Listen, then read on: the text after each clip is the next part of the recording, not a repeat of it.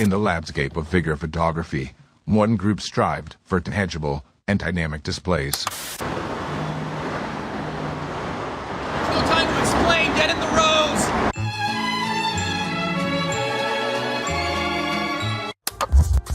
Y'all ready? Yeah, let's go. We are live, Bug. Oh, we are live. Yes, sir. We're officially back at it.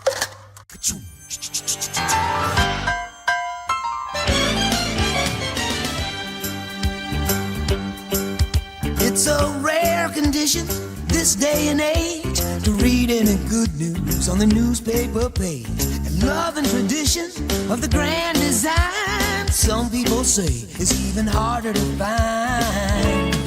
Well, then there must be some magic clue inside these gentle walls. 'Cause all I see is a tower of dreams, real love bursting out of every scene.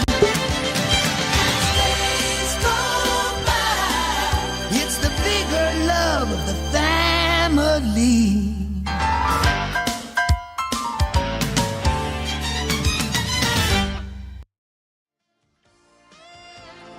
The Articulated Comic Book Art Podcast is filmed in front of a live virtual audience and is funded in part by viewers just like you. Thank you.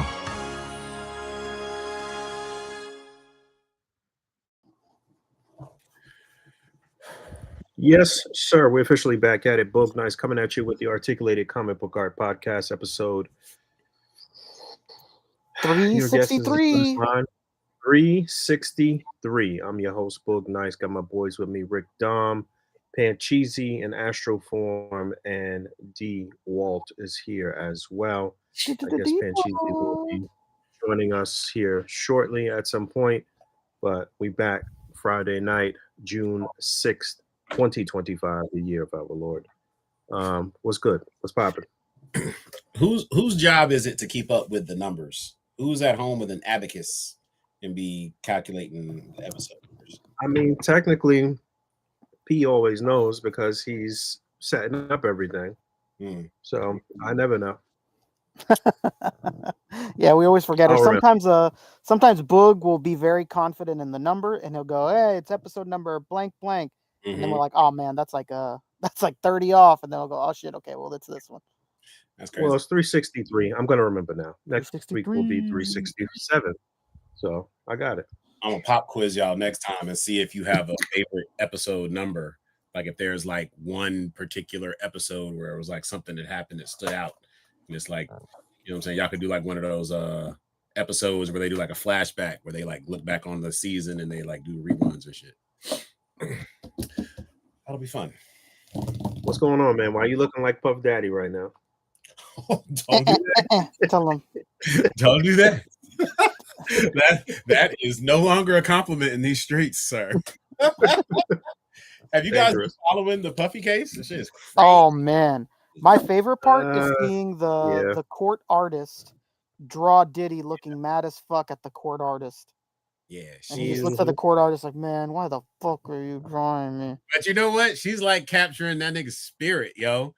Like it's like demonic. Like it's like on some crazy, like, yo, I'm telling you, if you find somebody who's really like good of doing like the recaps of the day and can get that shit pretty concise, that case there's been some devilish shit coming out of there, bro. He is a sick. I mean, yeah, it's just a lot of like rich people, crazy, freaky shit. But like, is he gonna go to jail for the rest of his life off of this shit though?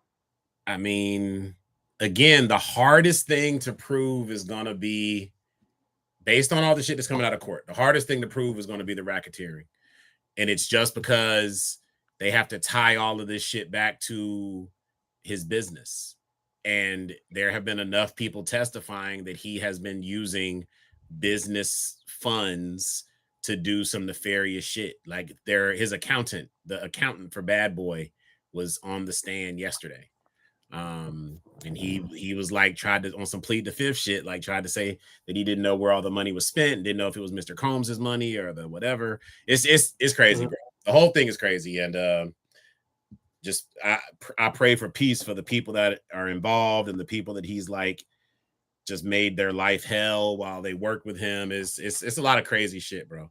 So to anybody who's following it closely, I'm sure it's been entertaining, but we always have to remember these are real people's lives at the end of the day, and this dude has been like nefarious. Yeah, he's been a menace. There's no doubt about that. Yes. But yeah, we have a little bit of toy news to talk about. Some interesting things, a lot of things going on in the community. Yeah. Y'all want to tell me about your this past week a little bit, real quick, first though? Start us off, Rick. No. Oh man, my week was completely normal.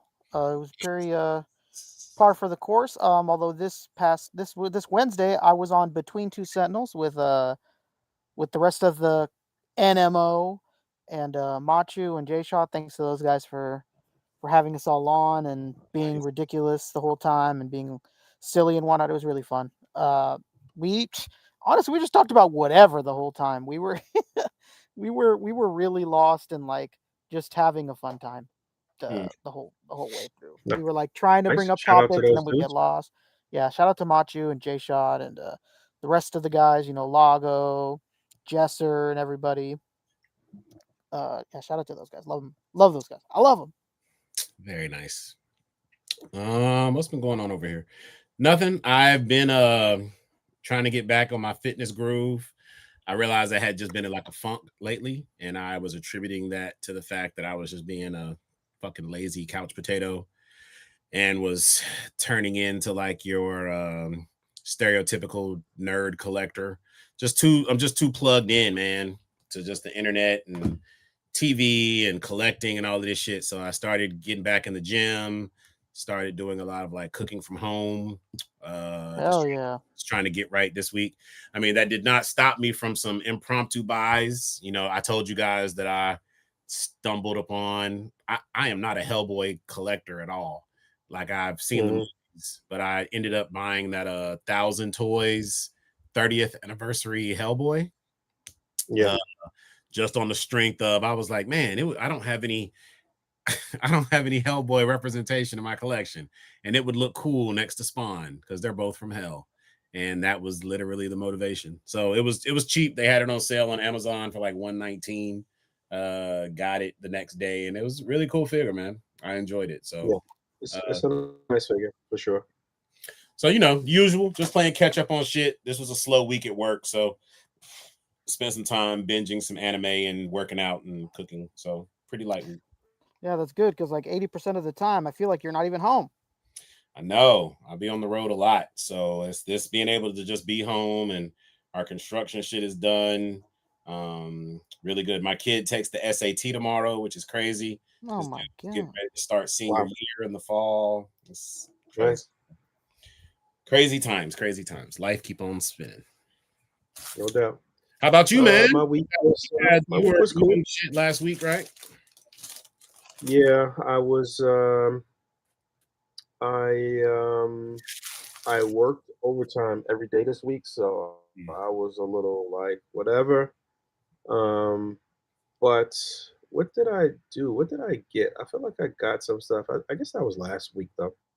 I think I had this stuff last week, but I forgot to mention that I got the lizard from No Way Home. I guess I did mention that. I got like 4 or 5 new things this within the past week or so. But yeah, just been working in the office, setting up things basically. I think I should be on almost the last leg of this tour of getting things situated over here this week. I did say 2 weeks ago, so I think I think I'm very close here. So feeling good about that. I did put up a video last week right after the podcast on Friday. I think I put it up on Sunday night. Yeah, it was a good video too. Yeah. Good to see you back at it. See what I did there. Yeah, I just want to get back in the groove of making content. I got a lot of content that I want to put out. A lot of going through the collection and kind of chronicling everything and showing the setup process. And I think one of these videos is going to be like a huge ad that's not an ad though. Basically giving a rundown on all of the stuff that is new in terms of storage and display and all that type of stuff. So I ain't getting paid by none of these people, but I'm gonna still give the information. And yeah, looking forward to that. And in doing that too, there's a lot of stuff from like custom custom creators and stuff, and I never even got to all of my XD walls and all of these different things that I want to kind of like unbox and talk about too. So it's a lot of people that have sent me stuff over like the past year or so that I didn't really get around to. I had a whole bunch of custom heads from Uncanny Sculpts that I got my boy Alex Garcia to paint, and it's a lot of that kind of like cross connectivity and across the collective multiverse of like things that I just want to talk about and unveil and shit. So look out for that stuff. And yeah, what you guys want to talk about first? Well, actually, I want to call you out on something. Oh, Hearing you, this that? is totally unscripted right now. Hearing you, well, one, seeing you post the video the other day was really good. It's good to see you back. You know, I know everybody doesn't know every waking moment of your life and what you got going on, even though some motherfuckers think they do. But it was good to see you back at it. But I'm about to give you a hard time because not only am I a member of the ACBA community, a longtime admin, I'm also just a fan, bro. And I'm gonna keep it a buck. There is a video series that you started and you did not finish it. And that shit bugs me to this day.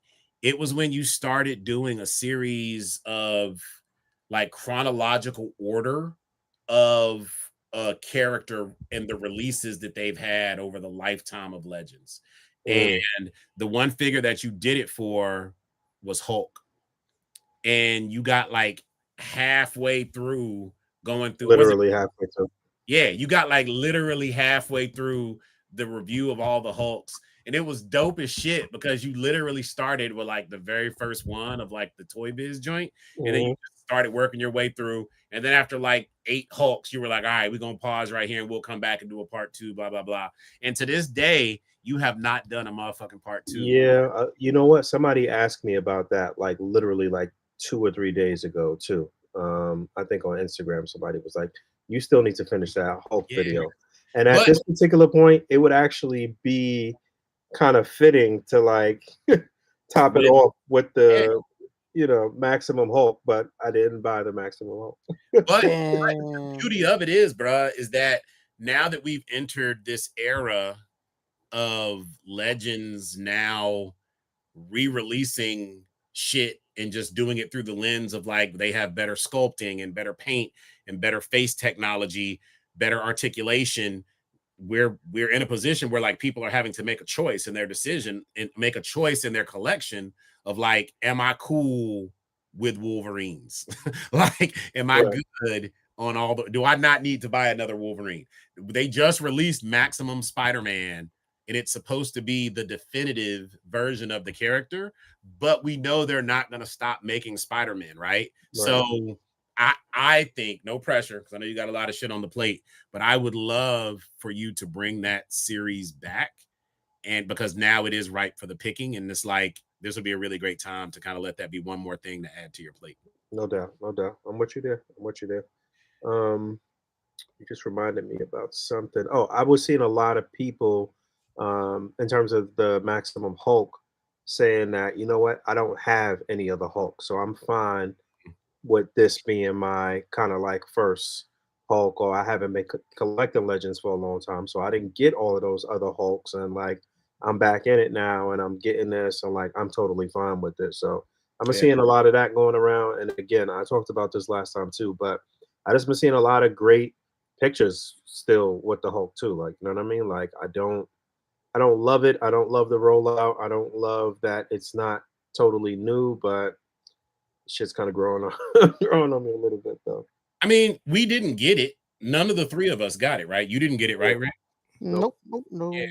And I don't think it was that any of us hated it, but I think that we were all in agreement that it wasn't worth $59.99. Right. So because that shit didn't sell out on Amazon, it didn't sell out on Pulse, that lets me know, that's like an indicator to me that they have an abundance of those figures. So I'm good waiting until Maximum Hulk goes down in price. Yeah, so it goes down. Yeah, I'm not gonna be a sure. dick and say it's like an Ollie exclusive or nothing crazy like that the community does, but I do recognize this shit goes on sale on Amazon all the time. So I'll cop it. What did we say, like $39? I'll cop it. Yeah, if it goes down to I'm in the same boat. 40. If it goes down, yeah, 10, 15 bucks, I'm in. But since we here and we in the Legends realm, let's talk about the releases that we did see this week and the prices of those, and speculate what the rest of the prices may be, because we did make some educated guesses last week on these prices, right? Oh, I wrote it down. Let's see. I don't remember what I said. Yeah. Boom. I was dead on. 2 packs I had at $59.99. I knew it. Accurate. I think I said $54.99 because I based it off the Warpath X23 2-pack. Yes. Yeah, which was fair, because I mean that Warpath's big as shit. Yeah, but you do got to pay the Gamerverse. Yeah, you got to pay to play, so it's interesting. So it's, you know, we've talked about this ad nauseum. That 2-pack sold out on Amazon, the Wolverine and Silver Samurai 2-pack. Yeah, I missed it. I had to get it on Big Bad Toy Store. Yeah, it actually sold out. They restocked it once, stocked it once, and then it sold out, and then they restocked it again, and then it sold out. And I do believe it's currently no longer available on Amazon. And so this is the thing that you always have to remember, bro. And I tell people this all the time. Sometimes the loudest voice in the room isn't necessarily the right voice. And there are a lot of people that talk a lot of shit still about Hasbro, and they are not perfect. But at the end of the day, Hasbro is a company, man. Hasbro is a business, man. And they have a slogan, like they have a tagline where fans come first. But we all know at the end of the day, the bottom line is what comes first. Bottom line. So even with these joints being $60, nobody is like out in the street throwing a parade, singing the praises of Hasbro, and these figures now being $30 each for figures that a lot of us already have. I have multiple Wolverines. I have multiple Tiger Stripe Wolverines and a Silver Samurai in my man cave right now. Countless. I got a box. You know what I'm saying? For premier characters, I have a box just for premier characters. Basically, I've got a box for Captain America. I've got one for Wolverine, Spider-Man, and Iron Man. So some of these big name premier, characters, they get a lot of releases. It is what it is. But we saw Wolverine and Silver Samurai release yesterday, right? Or the pre-order went up yesterday. Am I right? Yeah, the pre-order. All right, so we said that was $59.99, and that was Amazon exclusive, right? Amazon and Fan Channel. They use Fan Channel. They call it Fan Channel, yeah. I mean, but it was also on BBTS, though. Am I right? Yeah, that's considered Fan Channel. Yeah, that's what Fan Channel is. All of their like fan affiliates. Okay, got it. Okay, so yeah, that one went up. I saw some pictures that Dan had put out making the rounds right before the pre-order, showing the range of motion on Wolverine and stuff like that. Yeah. I think our boy Wade had some of that stuff up, if I'm not mistaken. Two people had it up. I think Lago might have had it up too. I don't know. Yeah, Wade definitely had it up. There was like a discussion being had in his comments of like people upset that it's single jointed. I mean, I've said it here a million times and I'll say it again. I don't care about the double or single. As long as the range is there, it's fine. If the range is there, it's all good. Yeah. That's all that matters, man. Yep. Because it's not the double joint is not a necessity. The double joint is a tool that's utilized to get you in that pose that they've executed here via right. So and honestly, it looks a little cleaner if it's Correct. Not the double joint. If it's still pinless, but it's not the double joint, and you get the range, then it's really nothing to complain about, honestly. Yeah. In that bottom right picture, that crouch, that like full, like almost like cannonball, what is it called? Fastball special pose. Right there. That shit is money.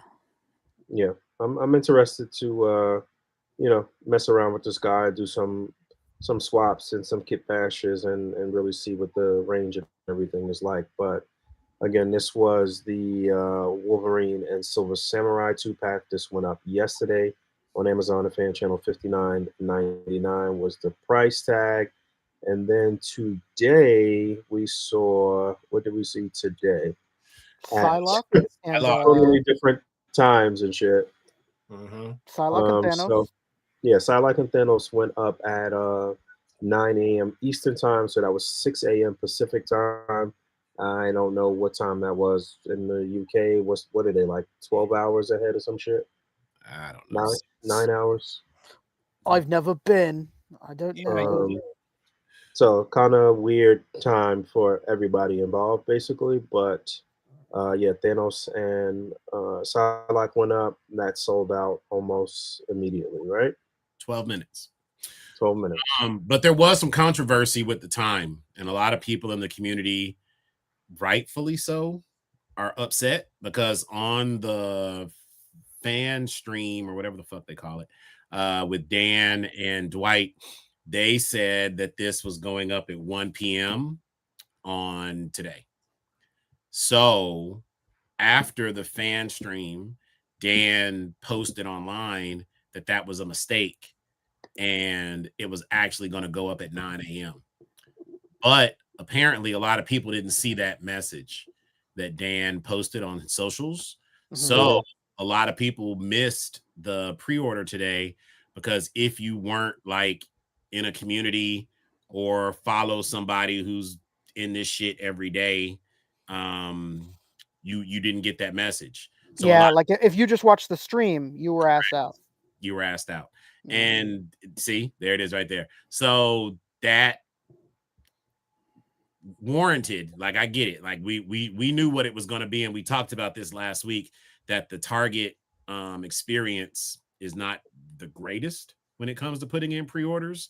They sell out quick, and then they continuously charge your card, uncharge your card. They do a bunch of like crazy. Oh my god. Yeah, but they hit me yesterday again. I told you I was proud of that. They hit me yesterday again for Jean, for the X Factor, Jean Grey. Yeah, I'm actually hoping I run into her in the store so I can cancel my pre-order. Yeah, I was thinking the same thing. I'm like, you know what? I'm gonna have to go on Target this weekend and just see if I can find her.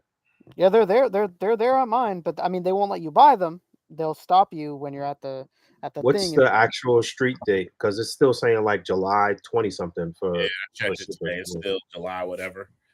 Okay. So a lot of people that I've seen are kind of like disgruntled. 12 minutes is a short window for an exclusive to sell out.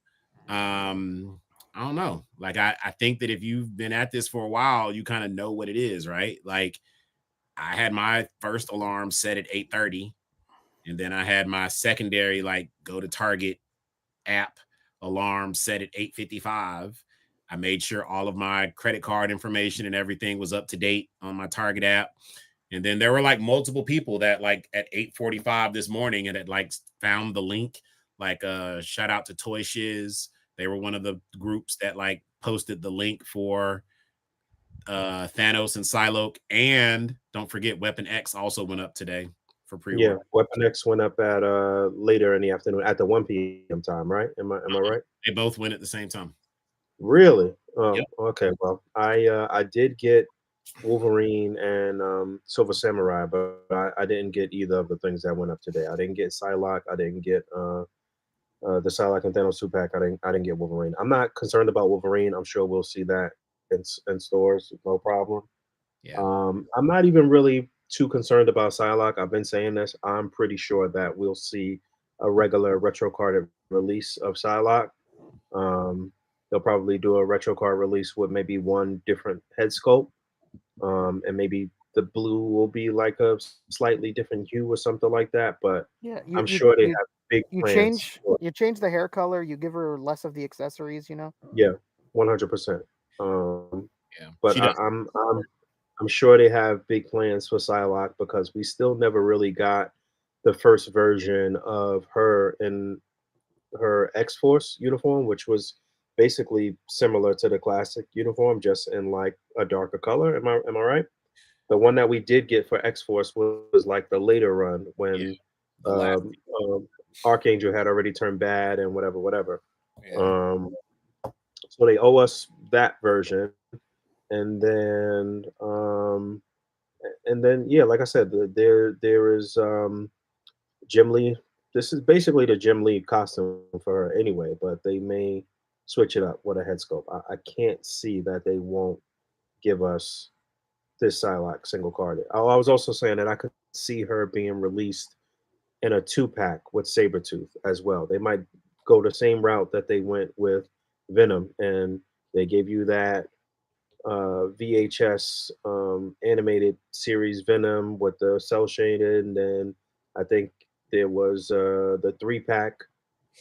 You had Venom in the 3-pack, and then I think there was the single carded one after that. So it'll probably be the same route with somebody popular like Psylocke. So if you missed out, I wouldn't worry. But yeah, I know a lot of people want Psylocke in their collection now. Actually, another vehicle that they can get us this Psylocke under is X-Men Classics. Because Right. this just on that card back, because this Psylocke is clearly from the game and she does not use her sword in Marvel vs. Capcom. And Okay. so they could re-release her with the sword that they already had, the Psi sword, the psionic sword that they already have the mold for, and then give her a single card release that way. And then that way you only need one head, the sword accessory, the Psi blade, and then that's it. Yeah, and if you already have this, then you could do some swaps, Correct. and you could have these accessories too. Yeah, I could see it. I could see it happening. So, the next release date is. Do we know? I have it here. Is it War? No, is War Machine last? I think War Machine is last. I want to say that War Machine is last. Anybody correct us if we're wrong, please feel free. So we had June 5th, Wolverine Silver Samurai. Today, June 6th, Psylocke and Thanos. Also today was Wolverine. The next release date is the 12th, which will be 1 week from today, basically. Captain America and Venom is next. So that's going to be another hot one. It is. It is. So get your people. So I said it last week, and people thought I was on my like corporate nerd shit. Set a fucking calendar reminder in your phone. You're on your phone every day. We have AI and Siri and Jarvis and whatever the fuck else you have on your phone. Talk to your phone and just tell your phone, set a reminder at blah, blah, blah time for me to pre-order blah, blah, blah. And then that's it. And then take your ass to Amazon and then you can get in. I know it's difficult. I know it can be a challenge, but you got to at least show up first. And then it should be noted that Captain America and Venom are a mainline release. And it's still saying 1 p.m. for this. Hopefully that will be the correct time. But yeah, mainline release for Captain America and Venom. Let's stay in the Hasbro realm for a quick second. Hasbro also had a G.I. Joe stream on the 4th, if I'm not mistaken. So that was Wednesday, right? Yeah. Where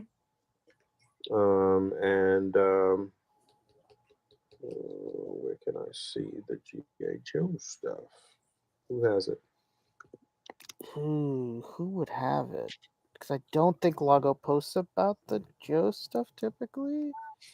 I mean, you could always just go to Toy Arc or Hasbro themselves. Sometimes they have them. Hasbro themselves has it. Okay. So yeah, they revealed Slice and Dice. I remember having these actually as a kid. These names are ridiculous, by the way. Yes. Slice and Dice. Yeah. Very funny. Ninja Force, baby. That's crazy. Not only were these like the final reveals, because we've seen digitals, we've seen whatever. These also went up for pre-order. Oh, they did on the same day. That's right. They sure did. And slice and So yeah, this is an easy pass for me. I'm not so engulfed in the like extended universe of GI Joe that I need slice and dice really like that. So you know, it's cool for the completists in you. But yeah, I'm good on the slice and dice personally, but they look great. They look really good. There's slice and dice. There was also this Hulk with the MMS mobile missile system. So Yeah, that's pretty cool. I'm guessing you could hitch this on to something that they already put out too. I don't know. I didn't. I came onto the stream a little late actually, so it can hook on to the truck, the vamp, and it can hook also onto the vamp. Okay, all right. Onto the is it the Awe Striker? Is that the little dune buggy that's coming out? You're probably right. I don't remember the name of that I don't thing. know. They said it can. Yeah. They said it can hook on to both of those. I think that some of these blast effects were utilized with the what's my man's name that had a deluxe release. Damn it, I can't remember, but I feel like we may have seen some of these effects before. They were used on the. You know, this is just a repaint. They did this already for the little trailer that goes behind the his tank. Oh, this is just a repaint. Okay, all right. I still need that for the his tank. Actually, that's one thing that I've been actually eyeing. I think I'm gonna go ahead and put my bid in for a Father's Day gift for that.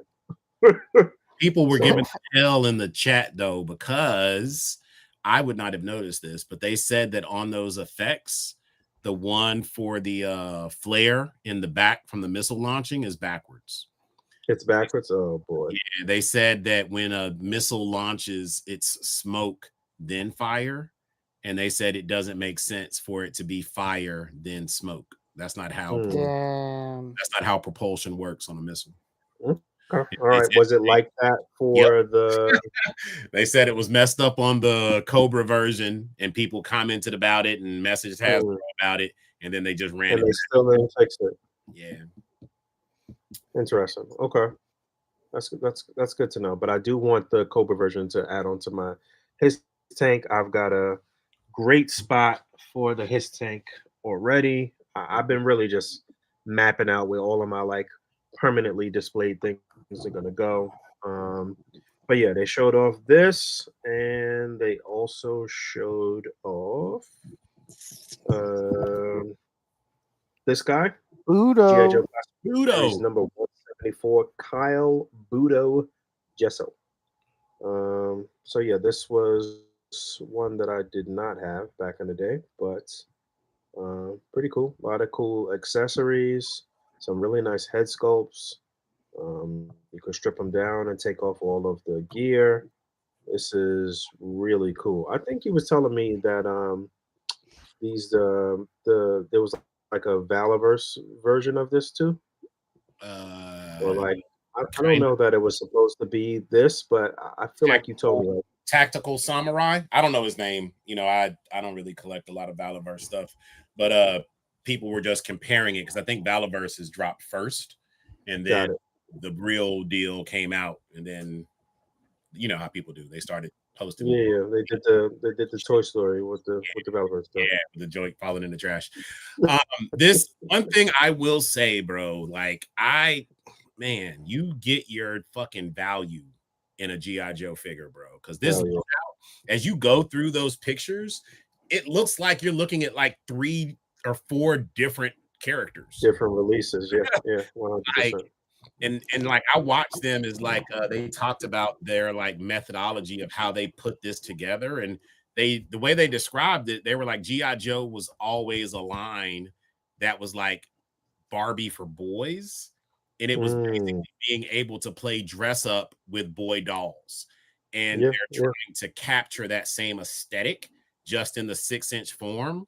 So that's why 6-inch form. Yeah, and that's why everything, like they have like a traditional samurai gear, but then they have like a modern tactical samurai. They have the top knot, They have the hair down, open mask, covered masks, and they just talked about all the like variations you could do. They talked about the fact that you could like buy multiples of these and have like different characters and just looks in general. It's just very well done. And I don't know how much this is off the top of my head, but I'm assuming it's a deluxe. It'll probably be it's probably gonna be about $34 or something like that. $34.99. Yeah, something like that. And it seems warranted. Comes with a lot of stuff, and it looks really good. Yeah, the value. Yeah, little note to add with what you were saying about the like Barbie for boys. Like, remember, G.I. Joe started out as that sort of 12-inch sort of like Barbie kind of doll form anyway, too. Like, you know what I mean? And then we got the 3 3/4 inch in the 80s and what have you, and now we living a good life with a very budding, thriving 6-inch line right here. So yeah, man. So yeah, that was Mr. Budo, and I feel like there was one more big thing. Oh, they talked about the Slither, Cold Slither, Yep. which is going to be the SDCC exclusive, if I'm not mistaken, right? Yeah.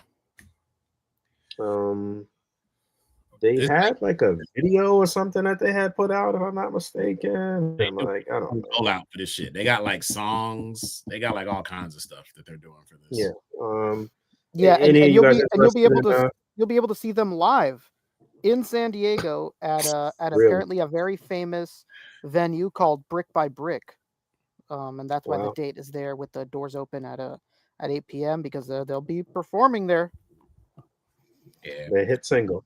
They are going. They really like this concept of Cold Slither.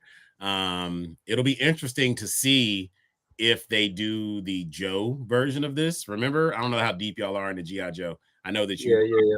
But remember when Snake Eyes and like Shipwreck and they dressed up as like some rockers too. They even had fucking Timber dressed up. Like dressed. So it only makes sense that we'll eventually get that. I don't know if they had a name, but they were like with some woman and they snuck into like a Cobra base that way. They'll have to do those too.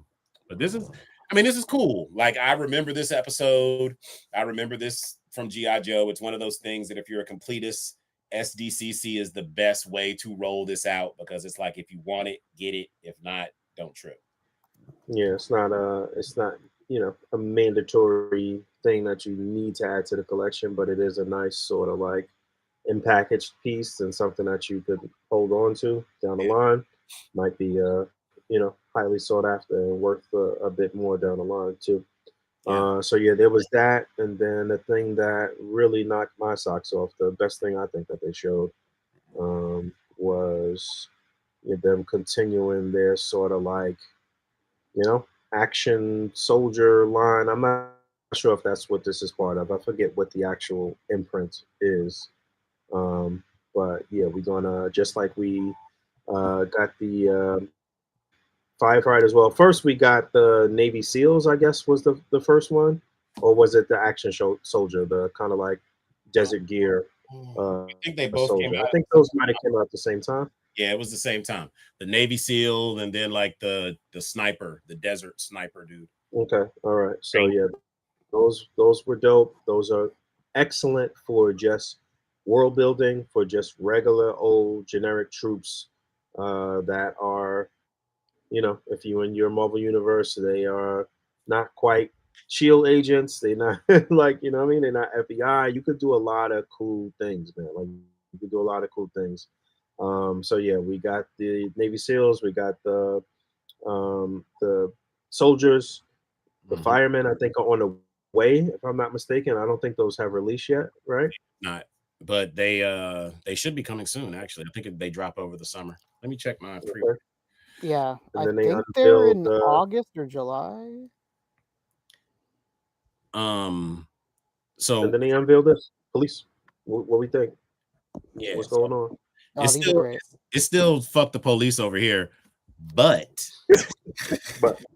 but this is a must-have. Like, I'm copping like 8, at least 8 of these, because I guess they're cool for G.I. Joe, but I'm not using these for G.I. Joe. These are 100% going over the Legends, and Yeah. every street level hero has some type of interaction with the police.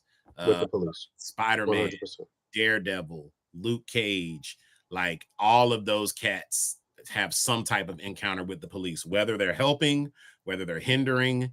Like I'm thinking about all the dope ass ACBA you can do where you've got the Kingpin or Hammerhead meeting with some crooked cops. Like it's the possibilities are endless, bro. Yep, endless. And I would not be surprised if we see Ramen or somebody come with a police car very shortly. Damn. They better fit in that damn car. Right, Tell you that right now. Enough of this Yo, nonsense, man. Bit on their neck about the scaling. Gosh, Yeah.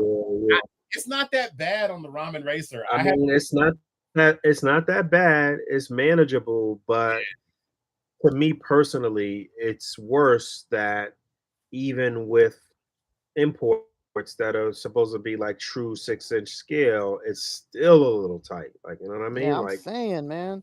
How the hell does a Mayfix Terminator not fit in these things? That's crazy. It's so, yeah, I'll know better when I get my A-Team van because I have a small like what is it? Power Rangers Andros, I think that's his name. Body that I use to go with that custom Ghost Rider head that they gave with the Ramen Racer, and it fits in there perfect. Okay. I haven't really put anybody else in there, but I have seen all the pictures of the Punisher looking way too swollen there. No matter what, looking crazy. Yeah. But a Ramen police car and shit, like it's only a matter of time before they release like a G.I. Joe EMT to go with Doc. Yeah. Because they have the mold already. You know what I'm saying? So just change the colors. Yeah, a lot of people were saying they thought they was going to come with the EMTs next. They didn't even really expect the police to even come anytime soon. Yeah. But yeah, this looks like they may have used maybe the same sort of like framework for the cloak that came on the soldier, the like desert soldier for the poncho here. I guess that's what that is. I love that. But yeah, you could have them in riot gear, or you could strip them down, I guess, and just kind of have them in patrol gear.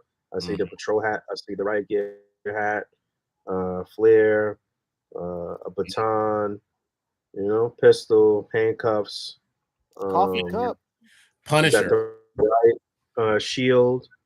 Oh, so that right there is gonna be crazy for like any kind of like riot displays, crowd control. Like you said, the possibilities are really endless, and I'm sure this out the gate is going to be, $34.99 or whatever. But I did recently catch the crazy sale for the other two releases, the Navy SEALs and the Soldiers or whatever.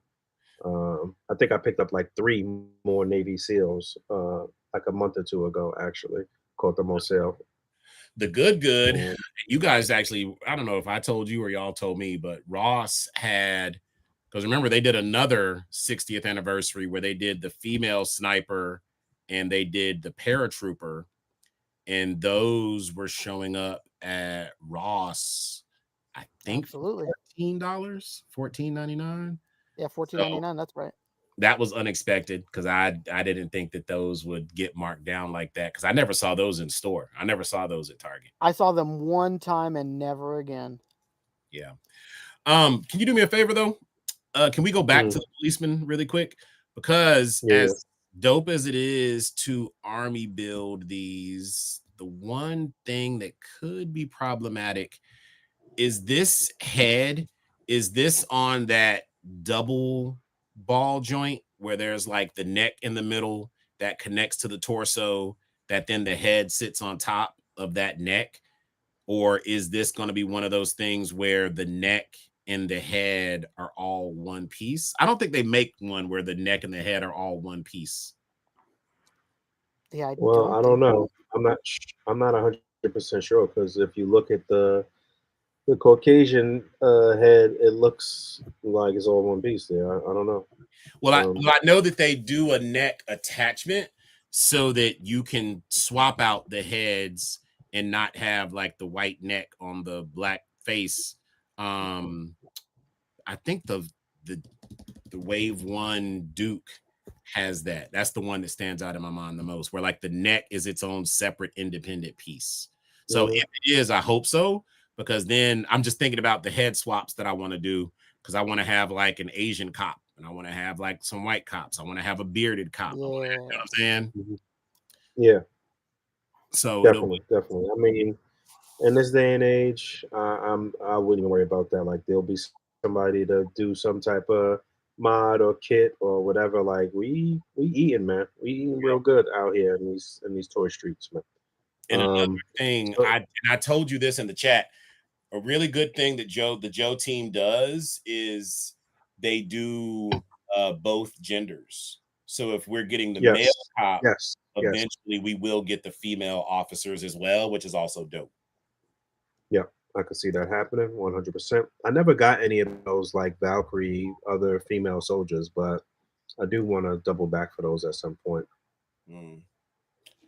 What's that? That is what they were called, right? They were like the Valkyrie Cobra. Damn, you know what I just thought about? Shit. We have the Rottweiler that came with Mutt. Yeah. Yes. But don't forget, Law and Order are coming out. And so if you wanted to do a canine patrol with your police figures, this just you would have to get an additional Law and Order, because then you could have Canine, the German Shepherd, with your police officers in your display. Ooh, I like that. Yeah, that'd be dope. That would be dope. World building at its finest. So yeah, I think that was it for Hasbro. No, there was one more thing. There was another San Diego Comic-Con reveal. Oh yeah, what was that? It was the Transformers Jetfire, the Void Rivals 3-pack. Emily also had a Haslab tease. Oh, she did, yeah. Yes. I think that are these any of the? No, that's weird. Hasbro didn't post it. That's really strange. It's not there.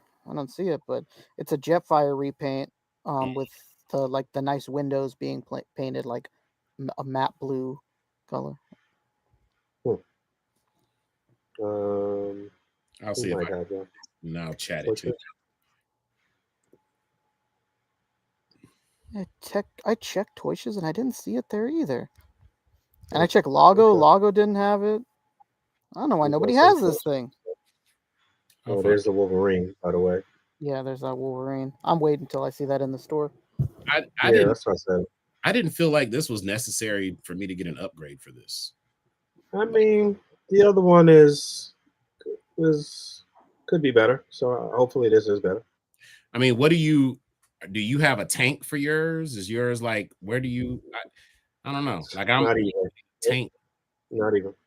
Yeah. So I don't care about a more articulated Weapon X. Like this is for me. Like I didn't feel the need for this. Like, I never bought the last one, so that's why I can justify this one whenever I find it in a store.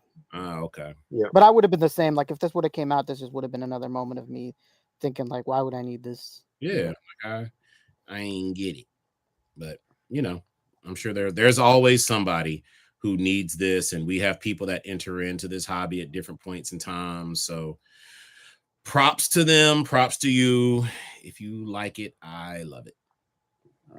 No doubt. Yeah. All right. Yeah. So there was some Transformers thing, but yeah, we can't find it. But it's a 3-pack for the comics called Void Rivals, and yeah. I don't know. It's a cool Jetfire. I mean, people love Jetfire. I know people are tired of like Jetfire again, but it's like such a great selling, figure. It always sells out. It makes sense to me. We also did have a super chat that we need to cover, and it is Hasbro related.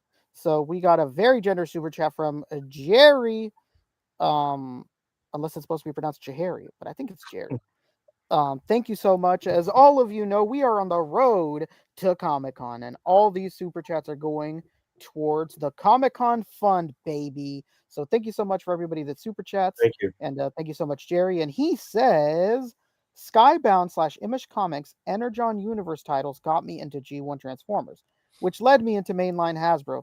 Gentlemen, please don't sleep on picking up Studio Series Optimus and Megatron.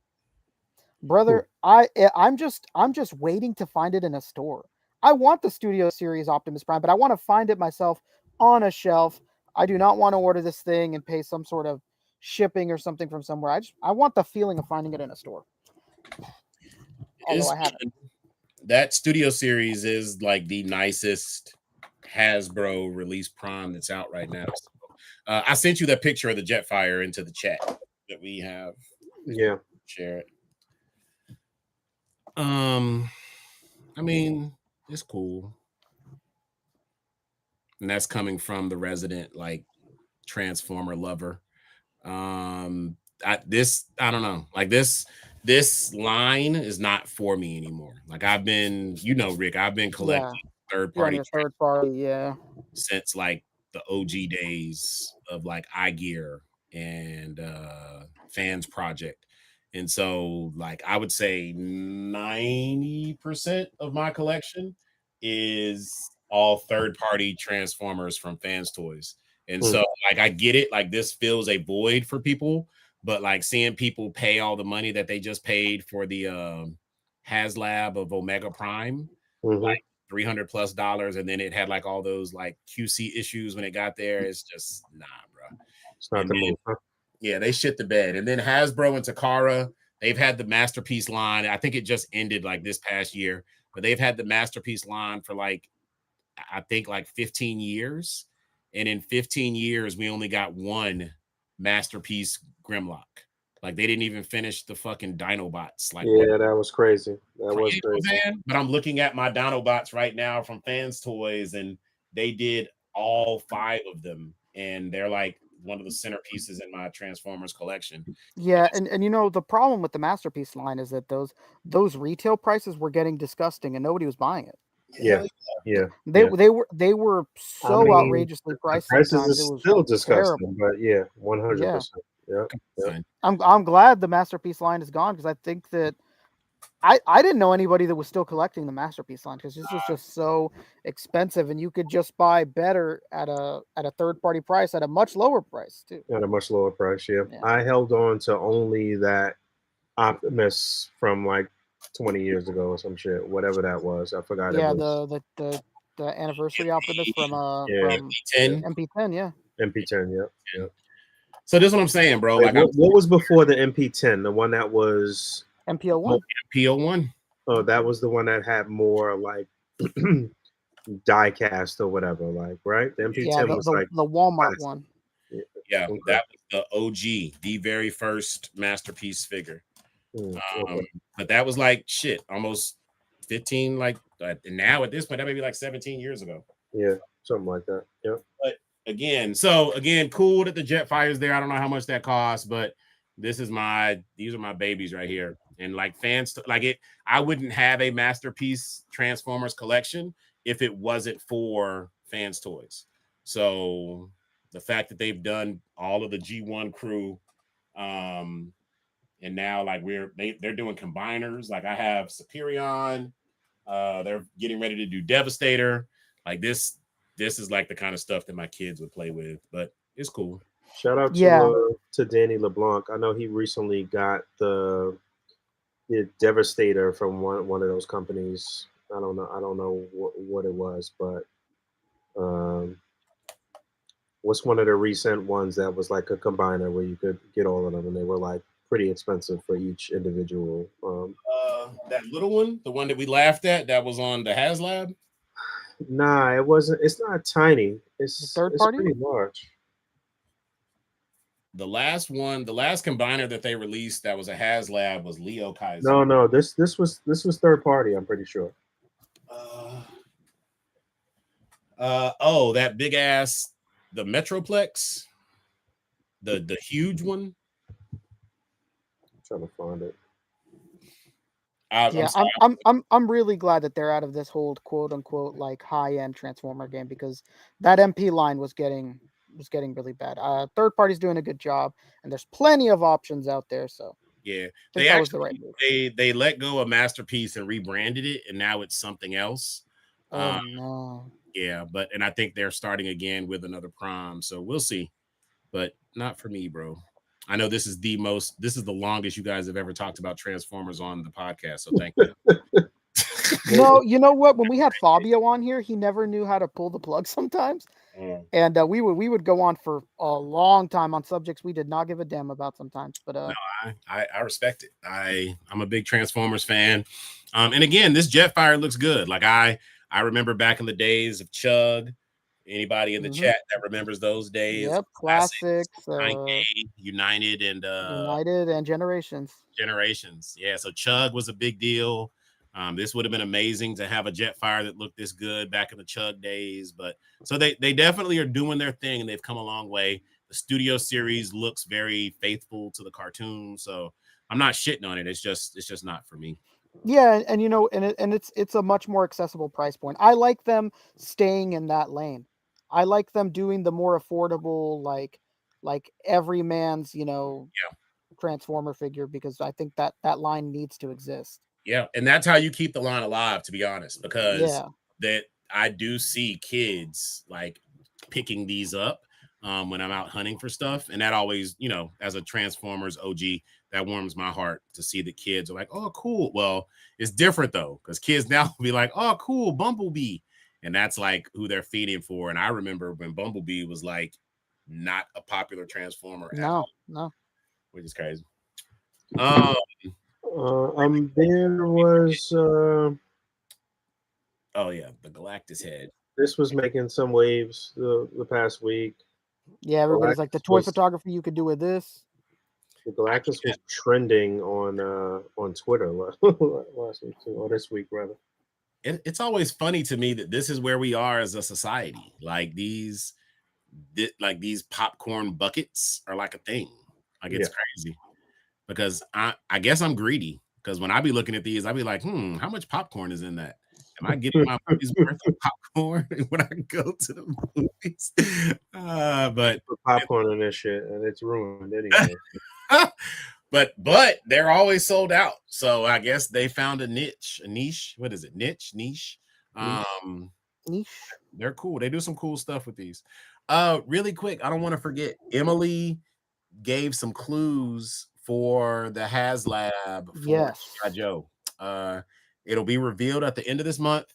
She said that it is something that'll be, what did she say? Something that'll be really cool. And then I think she used the word chill. But anyway, people have speculated that it will be the Snowcat. Yes, that's what I've been hearing. Yeah, for the Haslab. People are already speculating because I guess the pattern is that the vehicles come with a couple of figures between 2 and 3.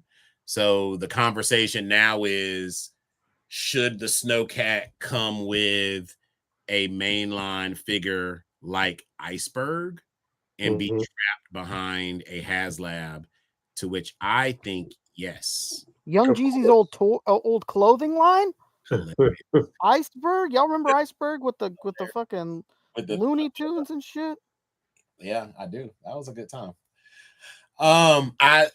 Iceberg is one of my favorite Joes. I still have nightmares about the episode where he turned into a fucking killer whale. Do you remember that book? I don't remember that one. What? Oh, bro, that was fucking nightmare fuel. In that episode, turned into a whale. Yo, Cobra was doing some fucking like Island of Dr. Moreau shit in like Antarctica or something. And the black, he was a black, I always thought this was funny. He was a black Joe, but his ass was like a snow Joe. Like he was up in the snow with like a right. So anyway, Dr. Umar would be pissed. He ran out of the damn snow bunny. Yeah. They captured his ass and did one of the experiments on him and turned his black ass into a killer whale.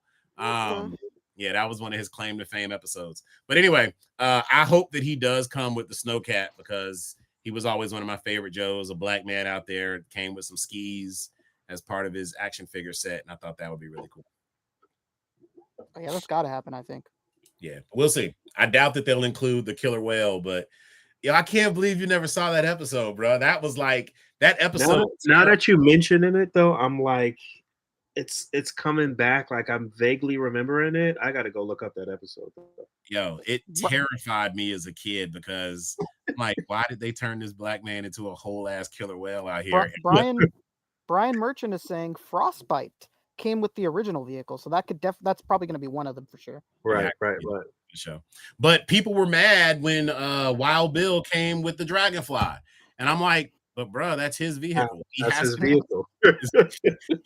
He has to come with it. So I get it. You don't want to fund the Dragonfly, and they will release a single carded Wild Bill. We know that. Like he'll probably come out on a retro card or whatever. Retro card, yeah, man.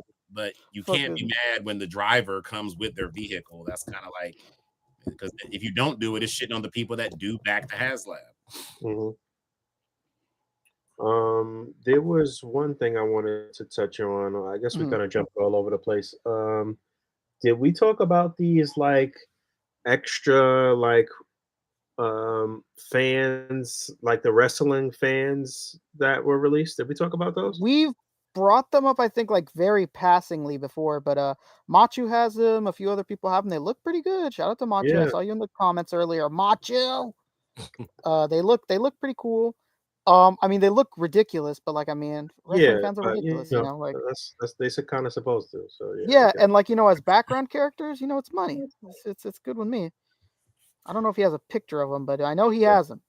So what is it? Machu got them. Dude, they're these like grubby looking wrestling fans, like and they look kind of like cartoonish.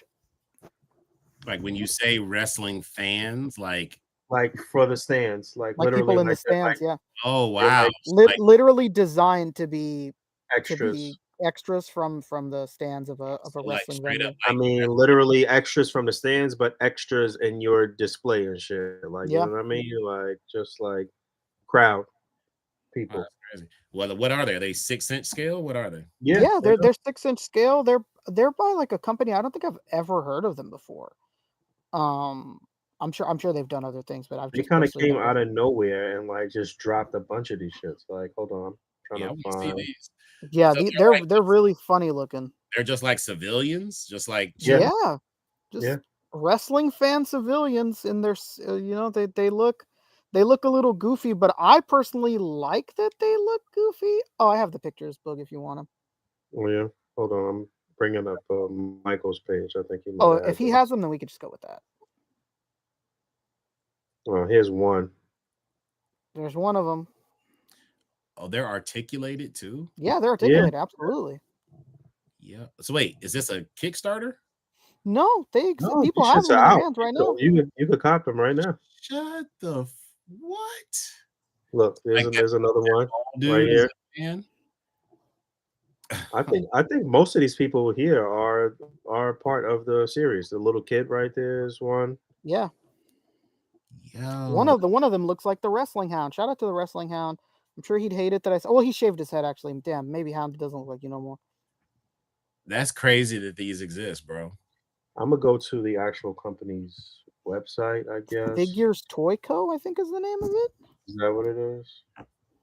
Ultimate Wrestling Fans. Shout out to Michael Ampsberg, man. Yeah, shout out to Squared Circle Photography himself, baby. Big Ampsberg. Long time. What's up, Mike? Somebody get Mike a word that I said hello. It's been a minute. Big Mike. I see him post. I see him post pretty often on his Instagram. Yeah.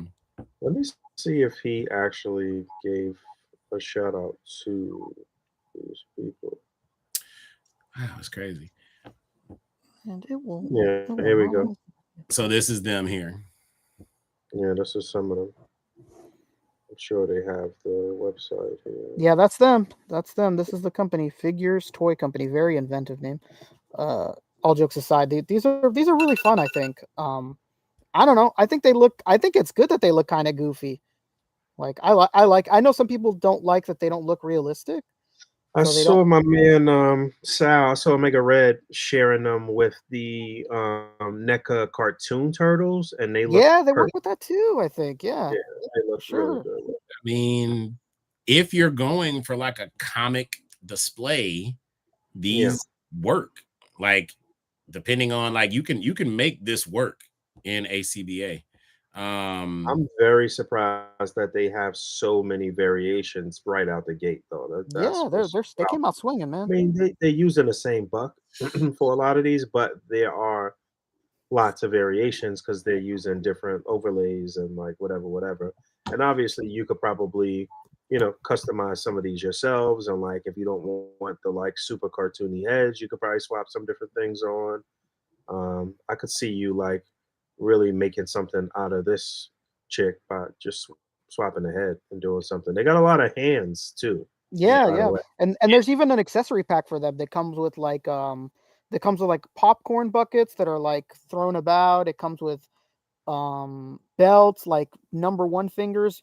It comes with dry erase board signs. So you could write whatever you want that these fans are holding like a sign that says like Hmm. Rocky you suck, or you could erase it and then change it to whatever you want. Really, really cool concept. Also, it's They a do lot of great. kid figures as well, so that's yeah. pretty appealing. Little Jimmy. You know what this is making me think of? It's making me think about. I'm gonna pull back the veil a little bit about some community chatter. Nothing Hmm. offensive, but it's making me think about how when we've had conversations in the past about how well a just civilians line would do. Uh, Hmm. Not necessarily by Hasbro, but by anyone. If they were to make, we Anyway, talked yeah. about this years ago, of just like people that are in the background of your shots. And then we had a conversation kind of like early on with Russ when he was talking about doing his Street Humans line. And no shade. Russ knows I love him. We go back. But He's one of lying, Russ. He hates you. he knows that's not true. But one of the things that we talked about was that how he really wanted to flesh out the line of Street Humans and add on the like mythos and the lore and everything else. And I have told him this, but I do feel that Street Humans would have been like successful and fully funded had it just been this. Had it just been Mm. civilians, It had it was literally street humans, right? the alien aspect ran up the price. And I think that the fact that this is not a crowd fund, and the fact that this is not a Kickstarter, and the fact that this just exists for what it is, Hmm. this is it. Like there's again niche. Like this, there's a It's need. relatively nicely priced. Like, you know what I mean? Like, you could do this 4-pack right here for $80, and they got free shipping for um orders of $119 or more. And it's just like they're really incentivizing you to just go ahead and cop a bunch of these shits. Like, you know what I mean? So Yeah. 4-pack is $80. $80. That's crazy, right? That's crazy. What has this company made before? I don't know. I don't know. I'd never heard of them before this. Yeah, that's crazy. And The don't price. get me wrong, these don't look like they're like super articulated. It's like 20 points articulation, but again, you get a lot of hands and stuff like that. They're expressive and they perfect for crowds. If you just want to fill up a crowd on the street, you know what I mean? Then like this makes a lot of sense. Scroll down. What I can't is that is that Pat? Like, remember Pat from Mad TV? Like, or was like, what is that first one? I can't tell what That's that very is. funny. Which one? The like very like, is this a man? Is this a woman? Like, what is happening here? On the curly Oh hair. yeah, he's funny. The curly haired. Yeah, what's happening there? That is an interesting one. Can you click on that one and make it a little bigger? Hold on. That one is hilarious.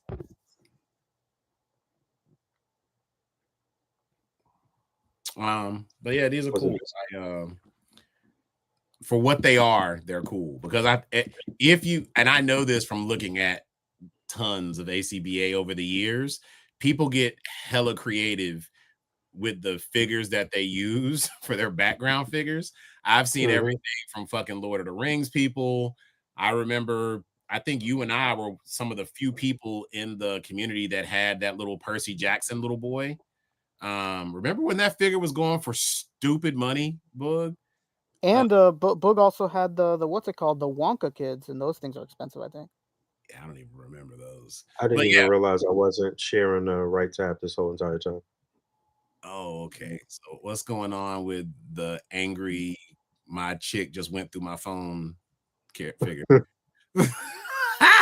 It's funny because I want to say it's mad stereotypical, but I also was a single man once upon a time, and I've dated a few girls that look just like that at some point. Yeah, these look nutty, but here's Tasha. There she is. Man, that one I don't know about. I'll give the one in gray a pass. The other one look kind of crazy. Damn, this one looks nutty too. Oh, but she would make a really good like drug addict, yo. Yeah, all twacked out. Yeah, like these. Hold on, this is what I was saying about this chick though too. You could easily swap this head off and like do it any character damn near. Yo, how the fuck did they make so many different ones on their wave one? Like none of these are using the same sculpt.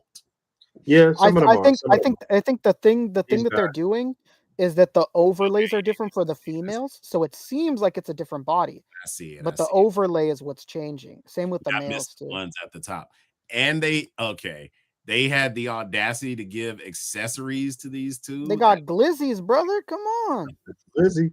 The glizzy. The foam finger is crazy. Yeah, these are pretty cool, man. This is cool. Let's get these guys on the podcast and talk to them. Figures Toy Company about. Dude, would love to. It's great. Yeah, I mean, if somebody out there is watching this, or you have some close proximity to the folks that are bringing us these figures, tell them to reach out. This is cool. This is good for the community, bro, because I get it that they had intended for these to be wrestling fans, but these 100% can be just pedestrians on the street in a New York City dio. Like, go down to the dude with the pink vest and the middle finger up. Mm-hmm. We've all seen some tweaker walking around the streets of New York that looks just like this. Oh, okay, it's not a big finger, but this dude could be in your shot 100%, pointing up at the sky in this same exact pose as Spider-Man is swinging through the city. Look 100%. At the chemtrails. He's pointing up to the sky. And... Fucking hilarious. Oh, they got the accessory pack. Okay. Yeah, see, and look at right there. Those pieces of paper right there. They're whiteboard, and it comes with a marker, so you can write whatever message you want on it, and then erase it, and then put it again. Yeah, these are pretty cool. These are pretty. That guy in Blue Hound, that's who I think you look like. That fucking guy with blue, ayo, with the beard and the hair, Hound. But you shaved your head, Hound. Now you look like Stone Cold Steve Austin. Yeah. Do these have double jointed elbows? I think some of them looks like do. it. Oh, they just flexing, huh? All right. Yeah, look at this, man. It's crazy. And you know what? It makes sense. Like, I get it. I get why the fans are supposed to look so drastically different from the wrestlers. Because to go back to that, like this, it's supposed to make the wrestler pop and stand out more in the crowd and in the collection, or like in the entrance when they're walking down to the ring. So it works. I mean, these folks that have been doing wrestling figure photography this whole time, they've been, like you said, getting real creative with the crowd. Like, you know what I'm saying? Like, go to the little angry white boy, right here, far right in the blue. Yeah, I didn't even see that headscope. Oh yeah, he needs to be on a watch list. Oh man, this guy's good. He I'm sure he comes with like a little AR-15 or something. He looked crazy. These are really cool, man. And this is $21. That's pretty cool. All right, Figures Toy Company. Who knew?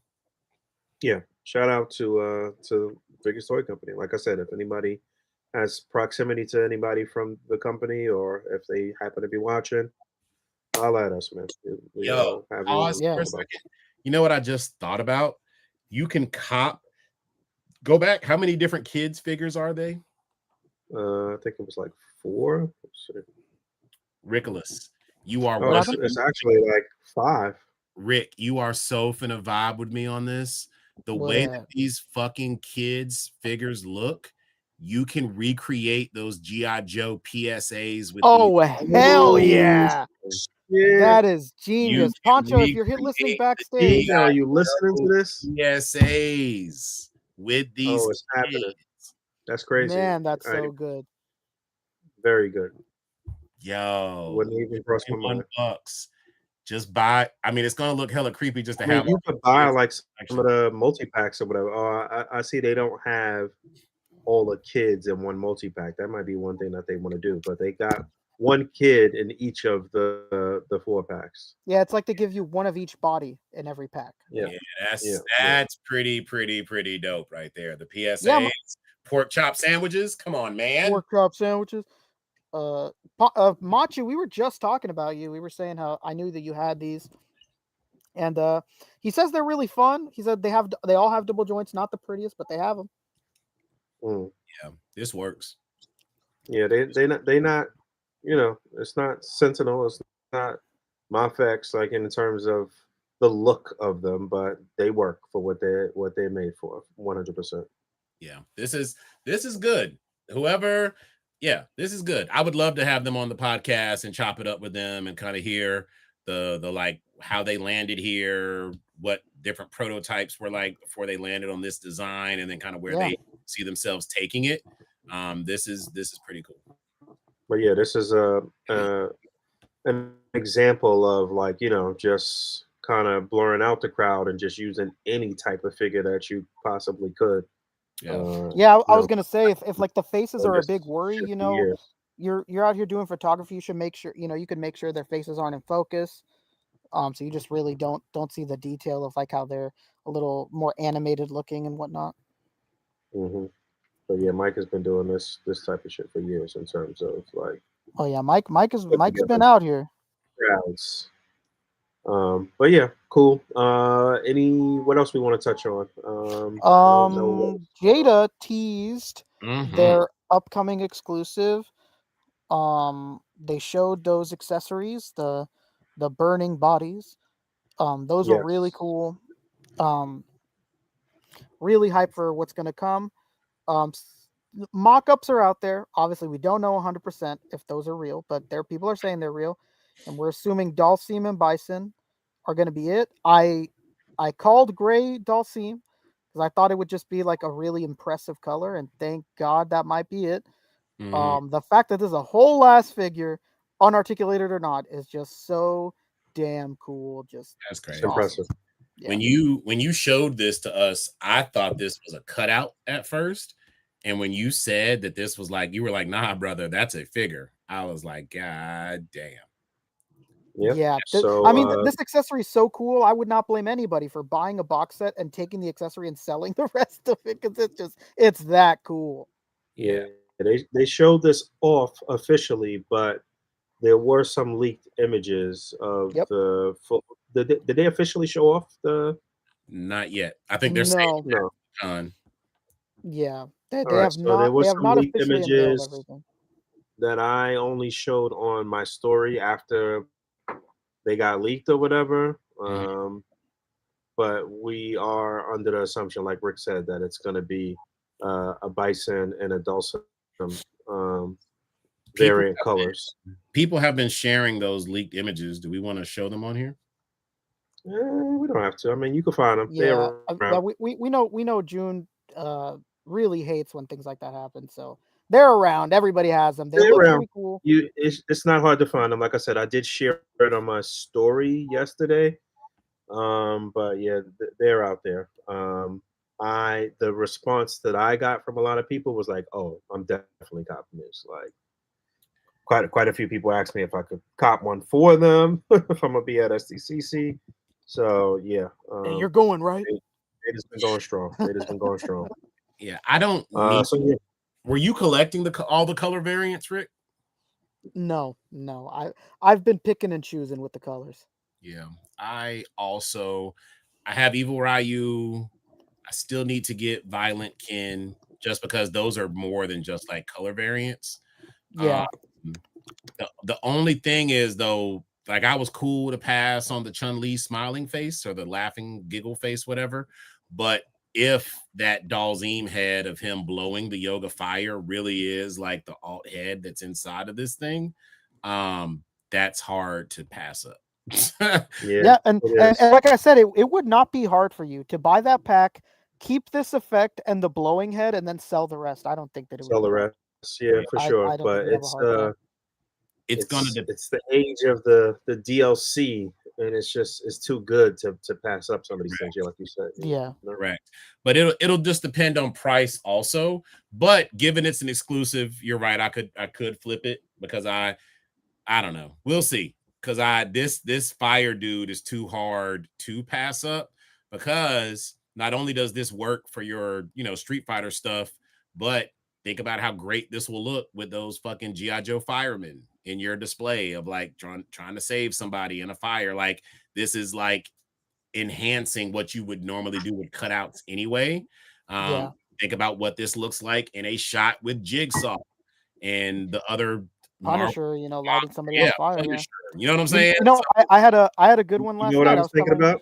I was telling the boys, Yeah, you have somebody else from the Fantastic Four walk in, and it's like Johnny having his first transformation. Like, oh shit, Johnny, you okay?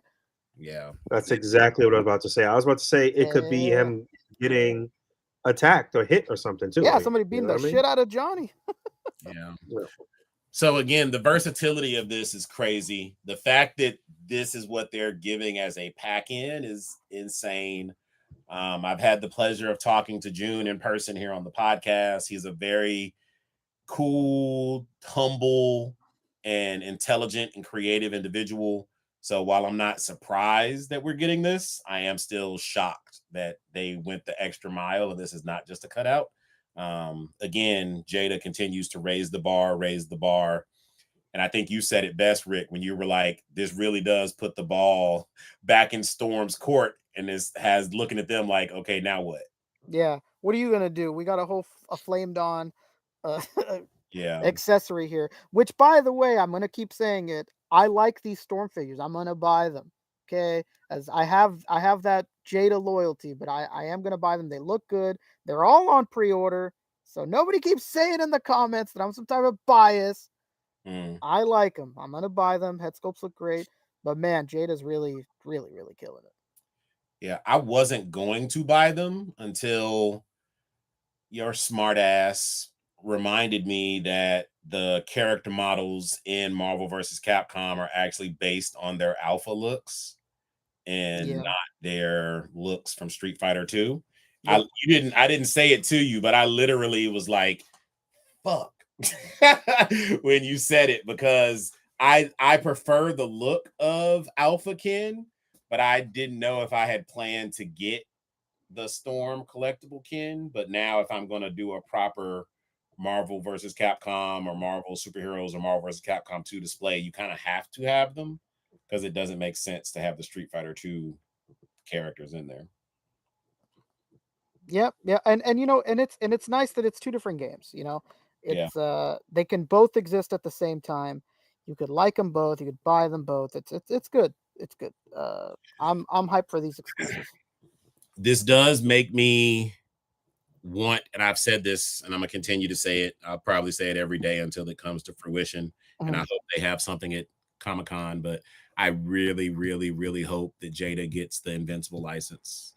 Me too. That's the hope. Man. Well, I hope it's real. I hope it's not the damn metal figures. I hope it's really articulated. I feel like we saw some other company teasing some Invincible figures this week. I mean, it was a third party, but that's Mess Toys. Yep. Yeah, I saw those, but I want Jada to have that license so bad that like I didn't even like. Yeah. I'm hating on. Yeah, I don't want to see anybody else doing the shit.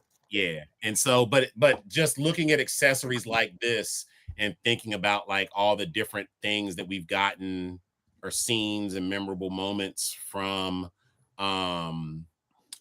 Invincible, like imagine getting an Omni-Man, and then in that famous like pose where he's doing this and he's like think Mark, and then instead of your figure like that, it's the Beat to Hell Mark as like a pack-in. Like they would do some really amazing stuff with this line. Yeah, I mean, considering what they're doing right now with the Street Fighters and the different variants and the different heads and all of that stuff, they could just continue on that trend and really kill it for Invincible. Yeah. I So mean, we'll know soon. yeah, we will know I would assume that SDCC would be time to reveal something big like that. Yeah. Fingers crossed. Fingers crossed. What else is hot right now that we need to talk about? Let me go check Lagos page, see if we missed anything. But yeah, this is Mess Toys right here.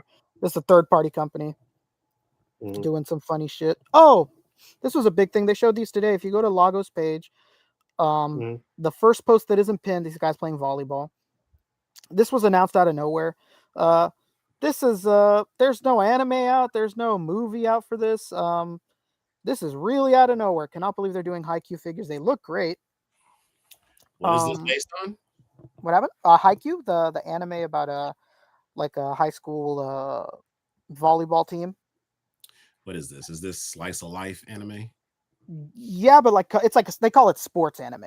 Sports, okay. Yeah, because it's all about sports, really competitive, So these look really good. They look really good. Figma did a Hinata, the guy in orange, like 5 years ago and never did anything else.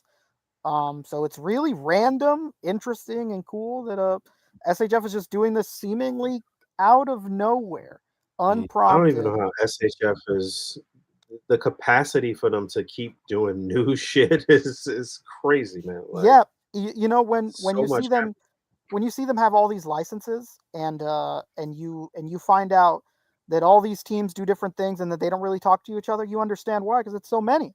It's like such a ridiculous amount of product that they produce and licenses that they acquire. Like the stuff slips through the cracks, and there's no time to keep up that type of connection and communication.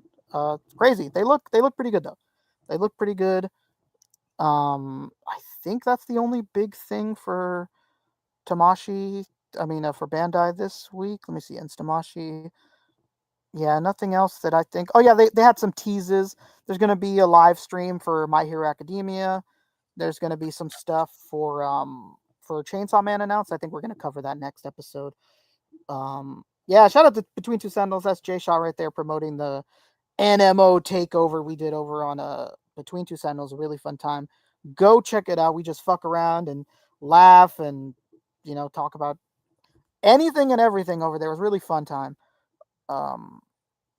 Yeah, I think that's really all the toy news. Did we want to talk about that new game, David?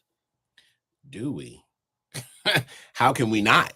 I'm saying. Yeah, amidst all the Hasbro shenanigans and everything else that's been dropping from Bandai on the road to SDCC, I don't even know what was State of Play, I think is what it was. Yeah, the State of Play, yep.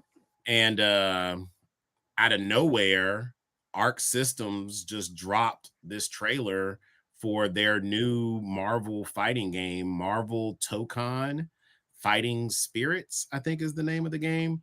If you have not had a chance to watch this trailer, it's all over YouTube. Fighting Souls. So it's we can't show the trailer, huh? No. But you know what? I have some. I could put up stills. Yeah, we can do some stills. So if you were not familiar with Arc Systems, they are the company that makes the Guilty Gear games.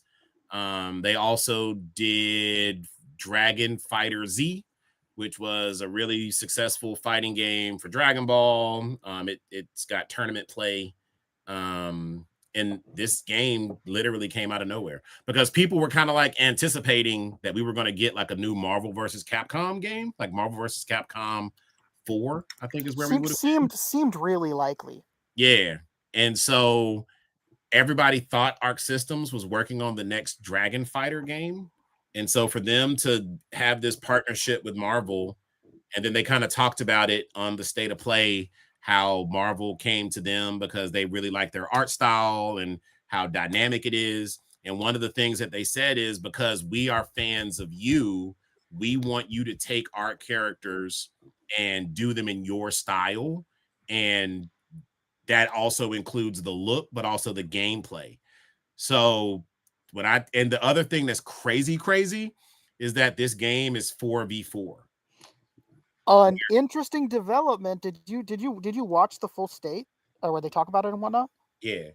Where you can choose if you want to do 4v4 or if you want to just do 1-on-1 with the assists and whatnot. That's fucking genius. That's great. And it is great because the way that they said it, again, thinking about like the way that people play games now is, in order for me to do 4v4, that means I have to know how to use all 4 of these characters extensively. And not everybody plays like that. Like some people will have just a main that they use, but they want to be backed up with assists. And so you have the option to do this. Yeah. So I think in the initial roster, it's Captain America, Spider-Man, Miss Marvel, Doctor Doom, Robbie Reyes, Ghost Rider, without the engine. And the Engine of Vengeance makes an appearance without having to be funded. Star-Lord, fuck y'all. Star-Lord, Iron Man, and I think that's Loki, all. Black Widow. No Black Widow yet. No, I'm looking at something. Yeah, only 8 characters were. Yeah, only 8 people have been revealed so far. And so one of the things that I asked the crew is, given that this is like a departure from Marvel versus Capcom, I wanted to see what y'all's top 10 characters that you would like to see show up in this game. And I challenged you, if you can, if you did it, it's cool. If not, it's cool. But I challenged you to try to select someone who has not already appeared in a Marvel versus Capcom game. And the reason is because I know we're going to get them. We know Wolverine. Oh, Storm is the other person who's in this game. Yeah, sorry. Storm is in it. She looks good. She looks great. We know that we're going to get Wolverine in this game. We know that we're going to get fucking Hulk in this game. You know what I'm saying? We know that Magneto is going to be in this game. So I wanted to see who you think, Rick and P, if P's able to pop on. I know that you don't play games, Bug, so I know you don't give a shit about any of this. We don't play no damn games. Okay. But did you get a chance to do this? Did you get a chance to? And also, if you're in the chat and if there's a character that you would like to see who has not been in a Marvel versus Capcom game or a Marvel superheroes game, because that's the other big thing with this. This is not Marvel versus Capcom. This is just a straight Marvel fighting game. So no slots wasted on like characters that you may not want to play as on the Capcom side. This really is harkening back to like Marvel superheroes days. And this is going to be a lot of fun. So were you able to put together a top 10, Rick, or 10? Oh, hell yeah. Oh, shit. All right. I'm going to let you go first, and I want to see what you came up with. I have Nova Richard Rider. I think the designer for this game would just fucking kill it with Nova's look, and power set could be good in the game. I have Nightcrawler. My man. Are you doing these in any type of order, or these are just your 10? No, just the 10. There's no order. All right. I have Nightcrawler. I have Punisher. Nice. You know, got that Punisher. Got a Rogue. I love Rogue on there. Gambit. Can you believe it? What a twist. I love Gambit. You know, you'd have the good spacing with the card throwing and whatnot. That'd be good. I have Iron Fist. I just think that would be great to have. You know, it's a fucking fighting game. You know, Iron Fist. Come on. Moon Knight. I could see the dragon coming in for some attacks with Iron Fist. Like some cool things. Moon Knight. I have Moon Knight. They would kill Moon Knight with this design team. Yeah, it'd be so fucking good. I have Psylocke. I just think not having Psylocke in this game would be a crime. Mm-hmm. You know, Japanese designers doing such an incredible character would be a miss. Blade. Yes, sir. I have Blade. That's one I really want in this game. And then lastly, I have Archangel. Ooh, different. I am going to show your list. Yeah. I had Venom there originally, and then I removed it for Archangel. Okay, all right. Because I was like, damn, you know, Venom is a given. Why'd I even put that on there? Mm-hmm. And Archangel would be really cool too. I could see that being really cool. Yeah, that's very different. I like this. I really like the addition of the Punisher. Yeah, Punisher would be So damn good. I'm always a fan of gun characters in fighting games like this. And again, if you've played Guilty Gear, that's the other thing. Like, I really like the hand-drawn style as opposed to the 3D animated style that Marvel vs. Capcom has kind of gone to. So this is really cool. All right, so I actually said some of the people that you did. I did kind of push it a little further, and I made it a point not to pick anyone that has been in any of the Marvel games that we've had thus far. Yeah. All right, so I sent pictures to Boog too. So I did these in order of who I want. I cheated on one though. So my first at number 10 is the Fantastic Four. And I just gave them one slot because in order for you have to have the Fantastic Four in this game. It's 4v4, so you can put together a team of just these 4 characters. You know what? I didn't even think about that when you picked them first. That actually makes really perfect sense. Right? Because this is the first game where we've had 4v4. And so I'm also thinking about, like, hopefully they'll do this, that when you put together certain teams, different characters interact with people in different ways and have like little cool like pre-fight animations or whatever based on the team you put together. So having the Fantastic Four in this game, they got a movie coming out. It just makes a lot of sense. You know what's wild about the Fantastic Four being your 4 person team is they could even do variants of Fantastic Four. Like they could throw She-Hulk in there. They could do the new Fantastic Four with Spider-Man, Hulk, Wolverine, Ghost Rider. That's pretty wild. You can throw Spider-Man on this team, and then if you do different uniforms, now you have the Future Foundation. Yeah. That's a good pick. So this is really cool. My number 9. So wait a minute. I was thinking out of the box, and I'm picking people based that have never been in a Marvel game, and I'm thinking about character types, thinking about arc systems, and the fact that they do different like brawlers or tanks or like Shotos or whatever, right? So my number 9 is an X-Man, and it's Armor. The reason I picked her is because I thought it would be cool to have a female tank in the game. Yeah, that's cool. And they could do a lot of cool shit where she like powers up into the armor, and you can do like different costumes that are underneath the translucent. And then you can also do the armor in different color variations. I think the visuals on this will look really cool. Yep. And with their art design, it'll lend itself really well. And she's a character that got like a push for a little bit by Marvel. And then she kind of took a back seat when they started pushing magic so much harder. Two things to note that some interviews back when I had asked the Hasbro team what is like a pet project or a figure that they really want to see produced, Ryan said Armor. And you know that they working on the Astonishing X-Men right now too, because that was like really her claim to fame in the comic books or whatever, was that Josh Whedon Astonishing X-Men run. So it's a good possibility we will be getting that figure sometime soon. Too. And again, like there are so few opportunities to have a female tank, like a big muscular whatever female. Street Fighter 6 has the woman who's the big muscular woman, and she's like a fan favorite by a lot of people on competitive play. So I think this will be really good. Number 8, I have one of yours, Rick, Blade. Hell yeah, that's what I'm talking culture, about. Bro. Also, again, if you've played Guilty Gear, you know that Arc Systems does an amazing job with sword wielders. I'm just thinking about the fact that Blade uses projectiles and blade weapons. You can do a lot of cool shit where he taps into his vampire powers. They've done some vampire characters in the past.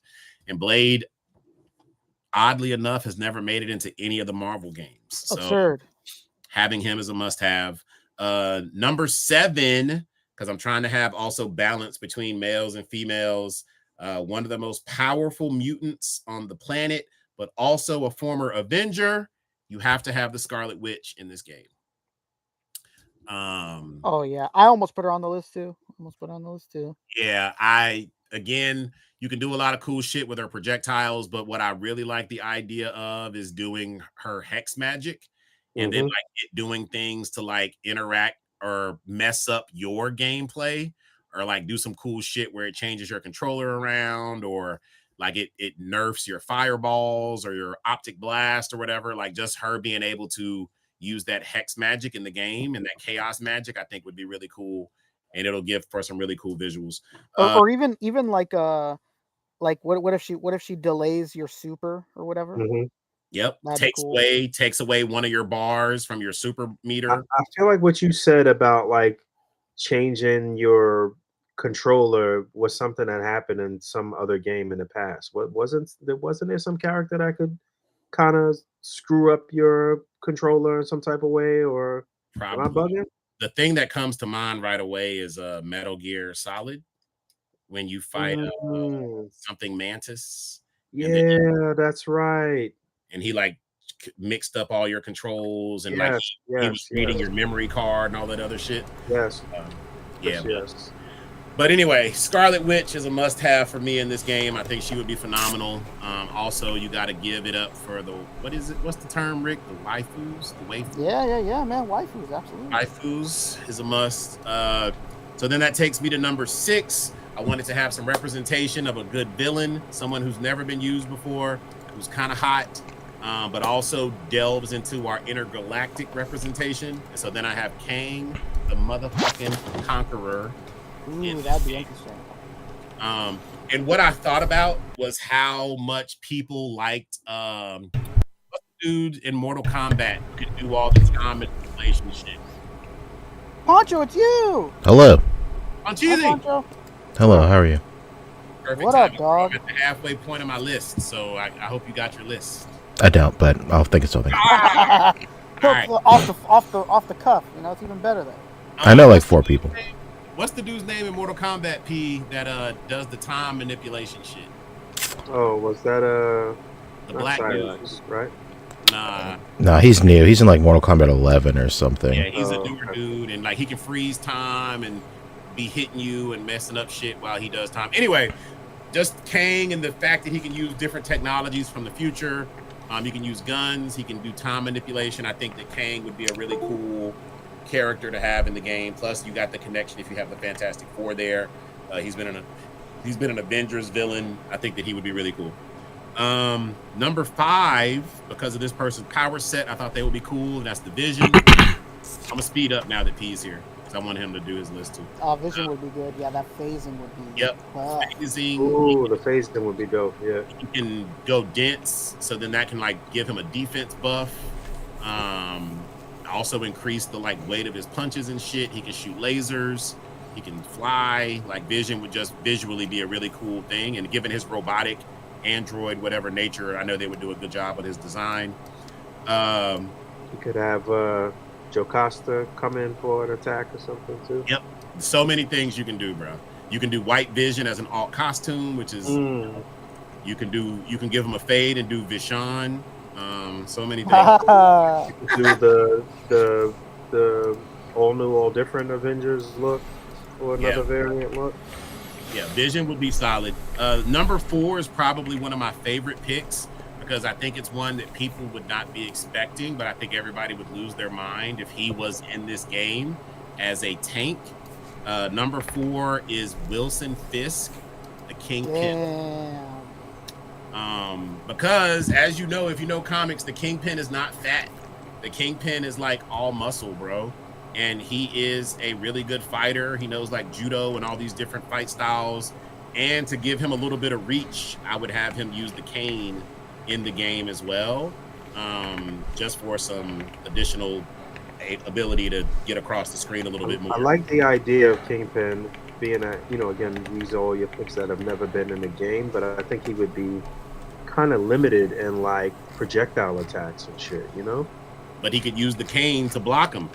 And that's another thing, right? Like Zangief doesn't have a projectile. That's true. Zangief. All right, number 3. He could have a moment where his like goons come out and shoot up the screen. Man, that would be hilarious. Or he could just pull out a blicky. Yeah. Out the strap. Number 3 is really cool because I thought about the mechanics of it. Green Goblin. You know how in Ultimate Marvel vs. Capcom, they had the little devil from Ghouls and Goblins, I think is the name of the Yeah, game. yeah, yeah. Firebrand. Yeah, Firebrand. Yeah, How he can Firebrand, fly yep. around the From Ghosts and screen. Goblins, yeah. I like the idea of having a character that is like flight based and he's on his glider the whole time and just, you know, an aerial character. Yeah, that's why I went with Archangel.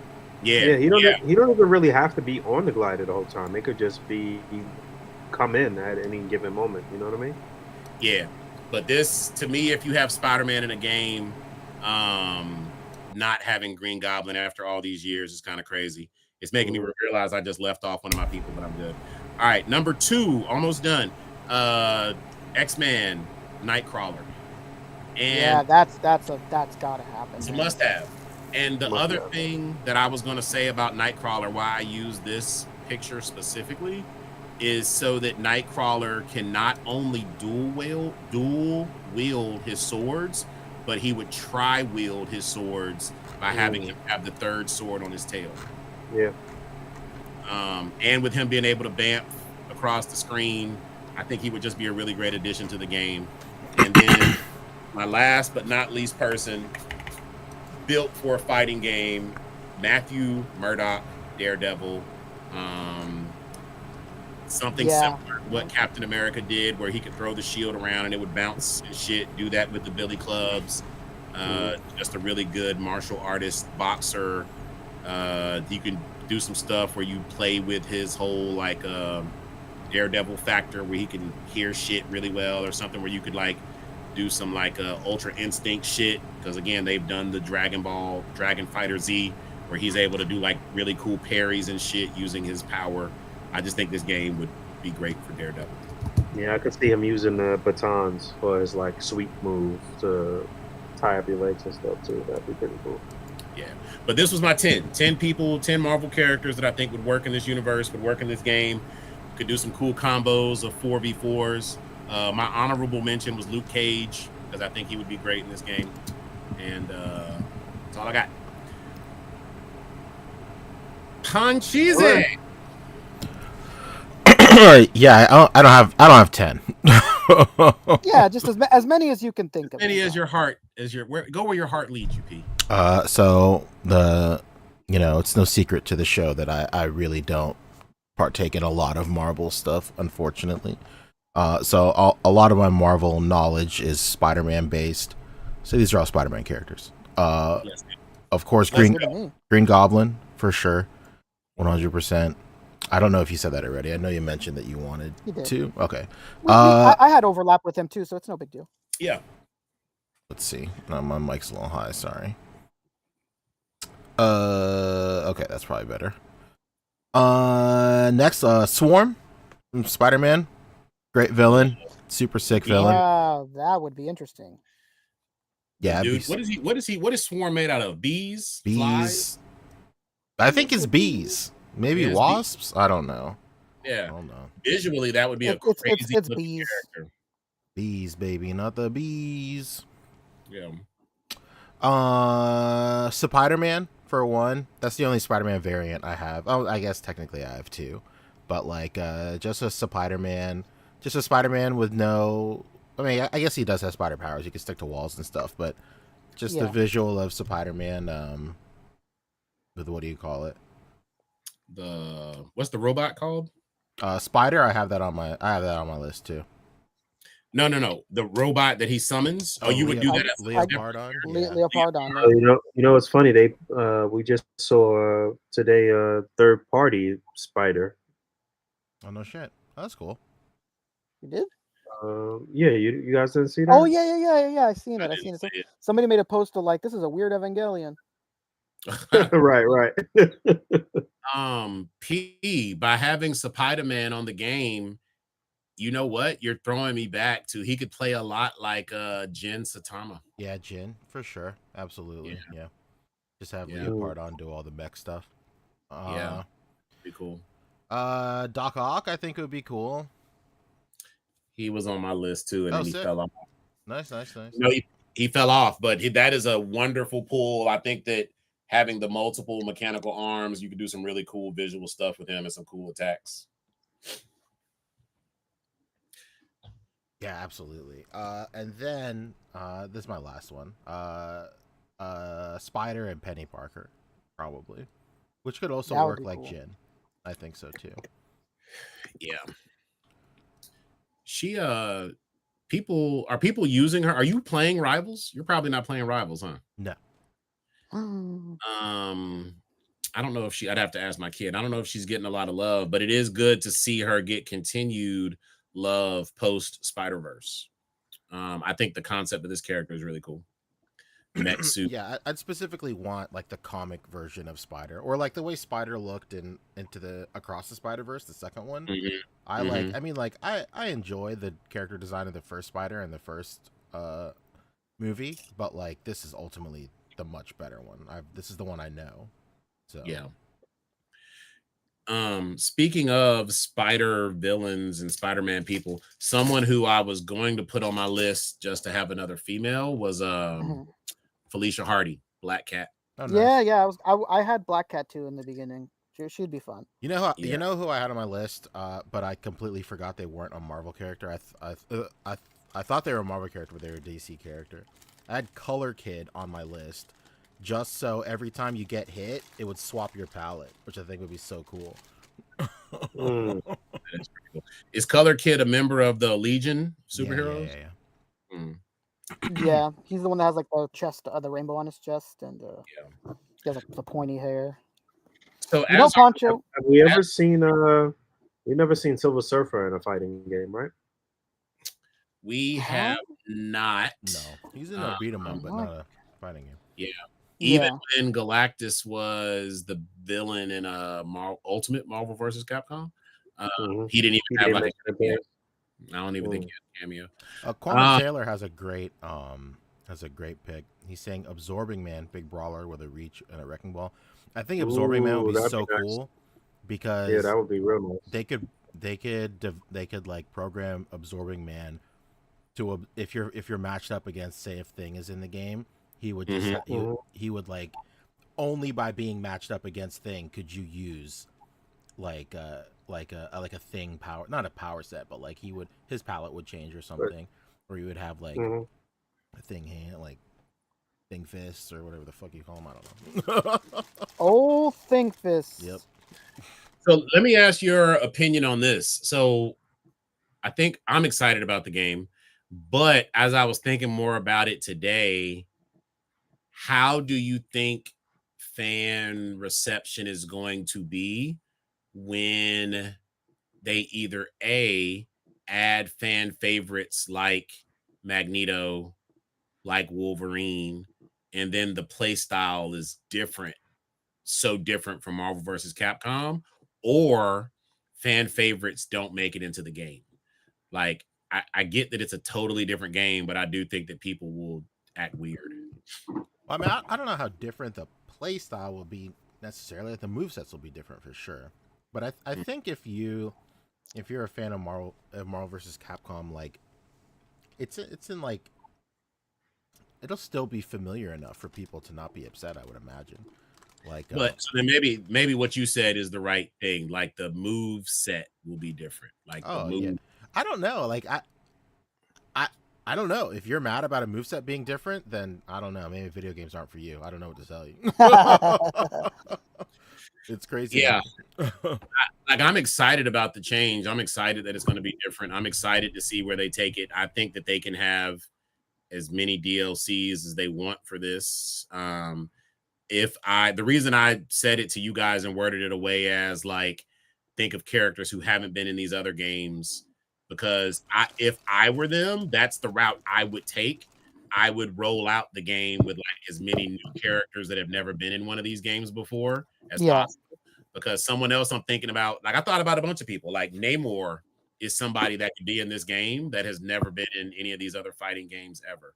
I mean, the fact that they did Robbie Reyes was shocking. Right? I was like, oh shit, what the hell? What a pull. You know that Black Panther will be in here somewhere. Like someone else that would be great in this game that's never been in one of these games is Carnage.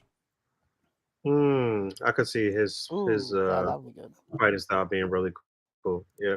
Yeah, it's because everybody does Venom, and then once you have Venom, you're like, oh well, we shouldn't do Carnage. Yeah, right. Well, that'd be a good way to switch it up. You know what I mean? Yeah. Venom could not be in a game at all. Well, nah, you got to. Now you're talking crazy. Venom will be in here, but I do think that that's like automatic money because, like, to go back and add those legacy Marvel vs. Capcom characters into the game is like DLC packs. It's a given. Yeah, that's the way to do it. You just launch the game with new it. people, and then Correct. all your DLC is legacy characters that are evergreen characters that will always sell no matter what. I saw a couple of people to see. Oh, go ahead, David. No, you go ahead. I was saying I saw a couple of like older heads mad at the character designs. I don't know what to tell you, dog. It's Arc System Works. I knew that. I knew that's what you were about to say because I was about to say the same thing. The opposite side is I've seen people be pretty like receptive to the character designs. Good. I love them. Like from the moment I saw this, it was different enough where you knew that this was a fresh take, but also familiar enough. Yeah. Where I immediately knew who all these characters were. Did you watch the doc that aired after it or no? They had like a mini doc that was. Yeah, I did. Yeah, that was dope. I liked how they said that like their first drafts were so familiar to the character design that Marvel was like, nah, dude, just do something crazy. What are you talking about? I talked about that when we queued it up. That Marvel was like, oh, we came to you because we fuck with you and your designs. Yeah, we want you guys to re-image our characters in your style. That Dr. Doom looks so mean on this trailer, bro. Like crazy. the pose that they have him in when he pulls out the gun and turns to the side and all of that looks amazing. Honestly, the biggest thing is that I just want fucking figures from this game. Yeah. I need that Gundam Iron Man as a fucking figure in my hand. I'd be really disappointed if they're not working on this, man. It's crazy. I would imagine that they would because Hasbro really took a chance with Overwatch. And and that's just like that's not even their IP. I mean, obviously Marvel's not their IP either, but like it's not their like in-house type deal. Like I would imagine like Hasbro making at least more if they're not working on Marvel Rival stuff right now, like it's a waste of time. Like what are they doing? Do you mind if I cut you off to something interesting? Yeah, go ahead. Dan Yoon today tweeted out thoughts on a Rivals wave and or anyone else for the Gamerverse.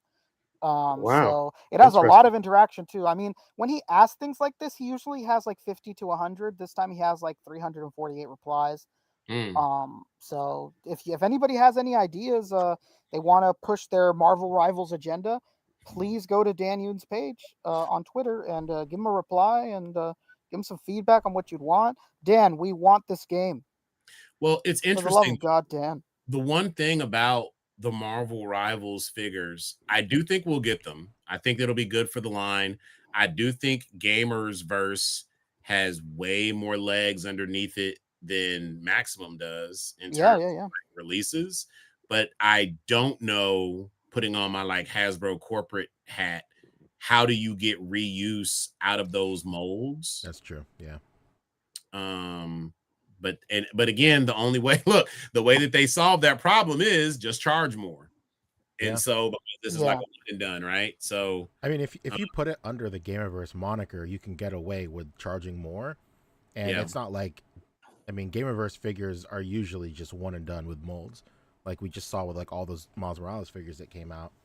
Like the best ones, they're probably never going to be able to use those molds again. Yeah.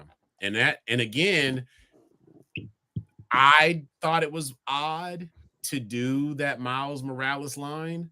But again, I get the timing because they probably started that years ago. Yeah.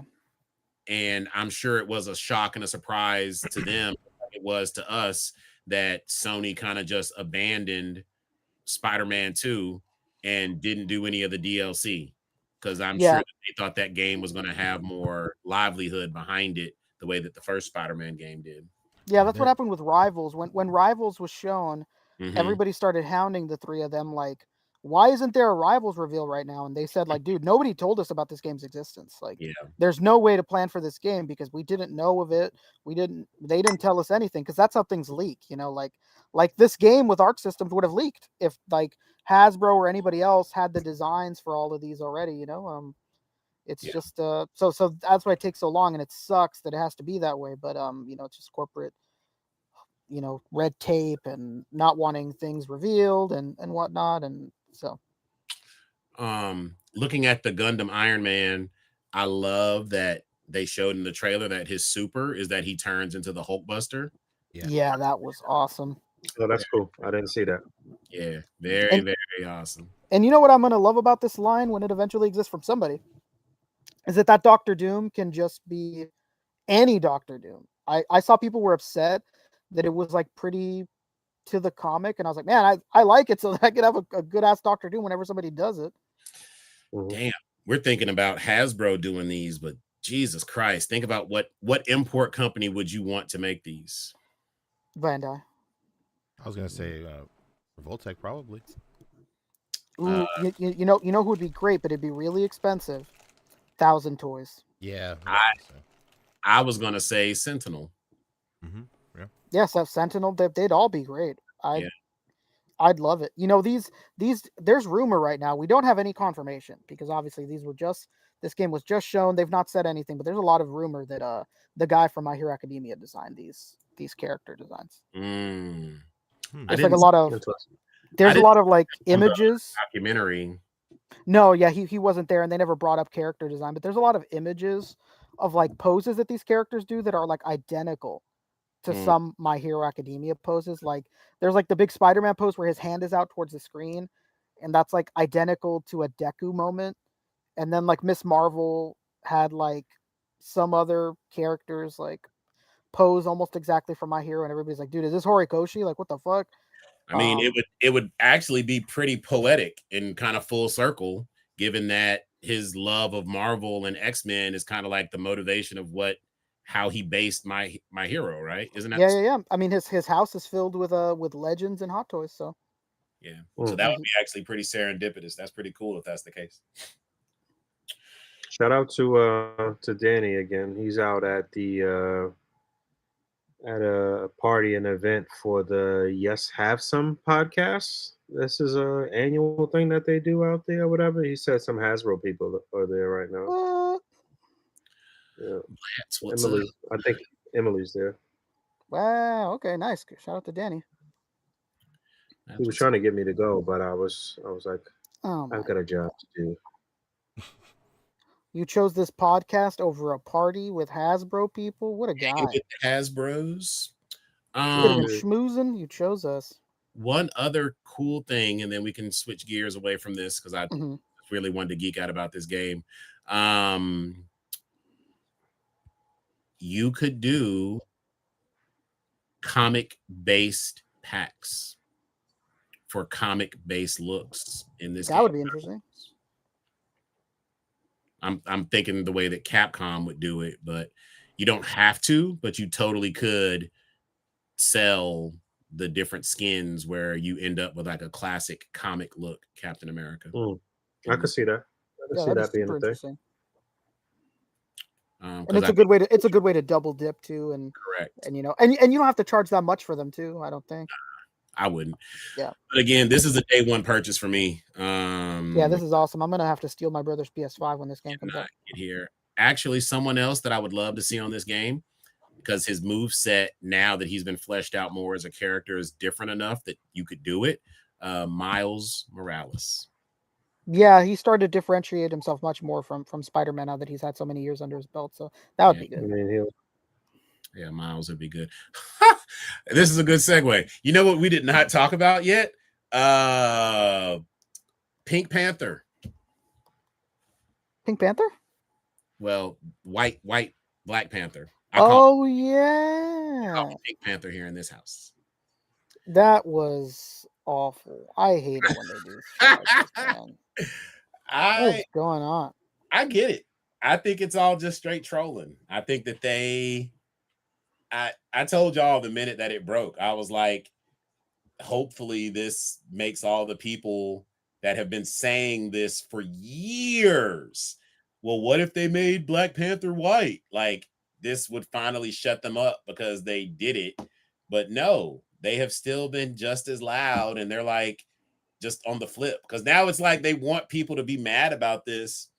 And while I have seen some people like more so question it, like, well, wait, why are they doing this? But nobody's been like mad. Nobody's been like irate. Nobody has responded the way that people responded when they showed Halle Bailey as the new Little Mermaid. Like, it hasn't had that level of like vitriol behind it. It's just kind of like a thing. It's like, oh, all right. Yeah, I fucking hate it. But you're not gonna catch me making posts like typical Marvel right-wing agenda. Yeah. And the other thing that's kind of crazy behind the whole thing is like it really does have that meme energy of the James Franco with the noose around his neck, and it's like first time because nobody remember when Elizabeth what's her name, who played Cleopatra, the old school actress, Elizabeth Taylor was Cleopatra. Remember when they had all the white people in the movie for Gods of Egypt, whatever? Like, remember when John Wayne was fucking Genghis Khan? Like, white people playing the roles of minority people is not new to us. So if anything, it was just a matter of time that they did make Black Panther white, because it's like, okay, what was new was minorities being placed in these other roles. You know what I'm saying? And so that's why I think people were so up in arms, because that was what they weren't used to seeing. It was black people in like these prominent roles that they were never written for in the first place. I don't even think it's even going to be that serious. I mean, it's a classic comic book kind of fake out situation. So yeah, and it's not even based in the regular 616. It's like in a future 616, I think. Oh, was it? Is it? Yeah, it's not based in the current timeline. It's like old T'Challa, and then that's the whole thing, is like the kid challenges T'Challa because he's old and he knows that he'll beat him, and that's how he takes over the mantle. Now, what I am curious to know is who is his mom? Who the white woman is that is this dude's mom? I swear to God, if it's fucking Invisible Woman, you already know. I'm gonna be sick. You already know. Cuck Reed. I'm saying, man, that guy can catch a break. Oh man. All right. What else? Anything else? We had two super chats. We had two super chats that we missed. One of which was from Kwame Taylor saying, thank you so much for the generous super chat, Kwame Taylor. Again, all these super chats are going to the San Diego Comic-Con Fund, baby, which is approaching quickly.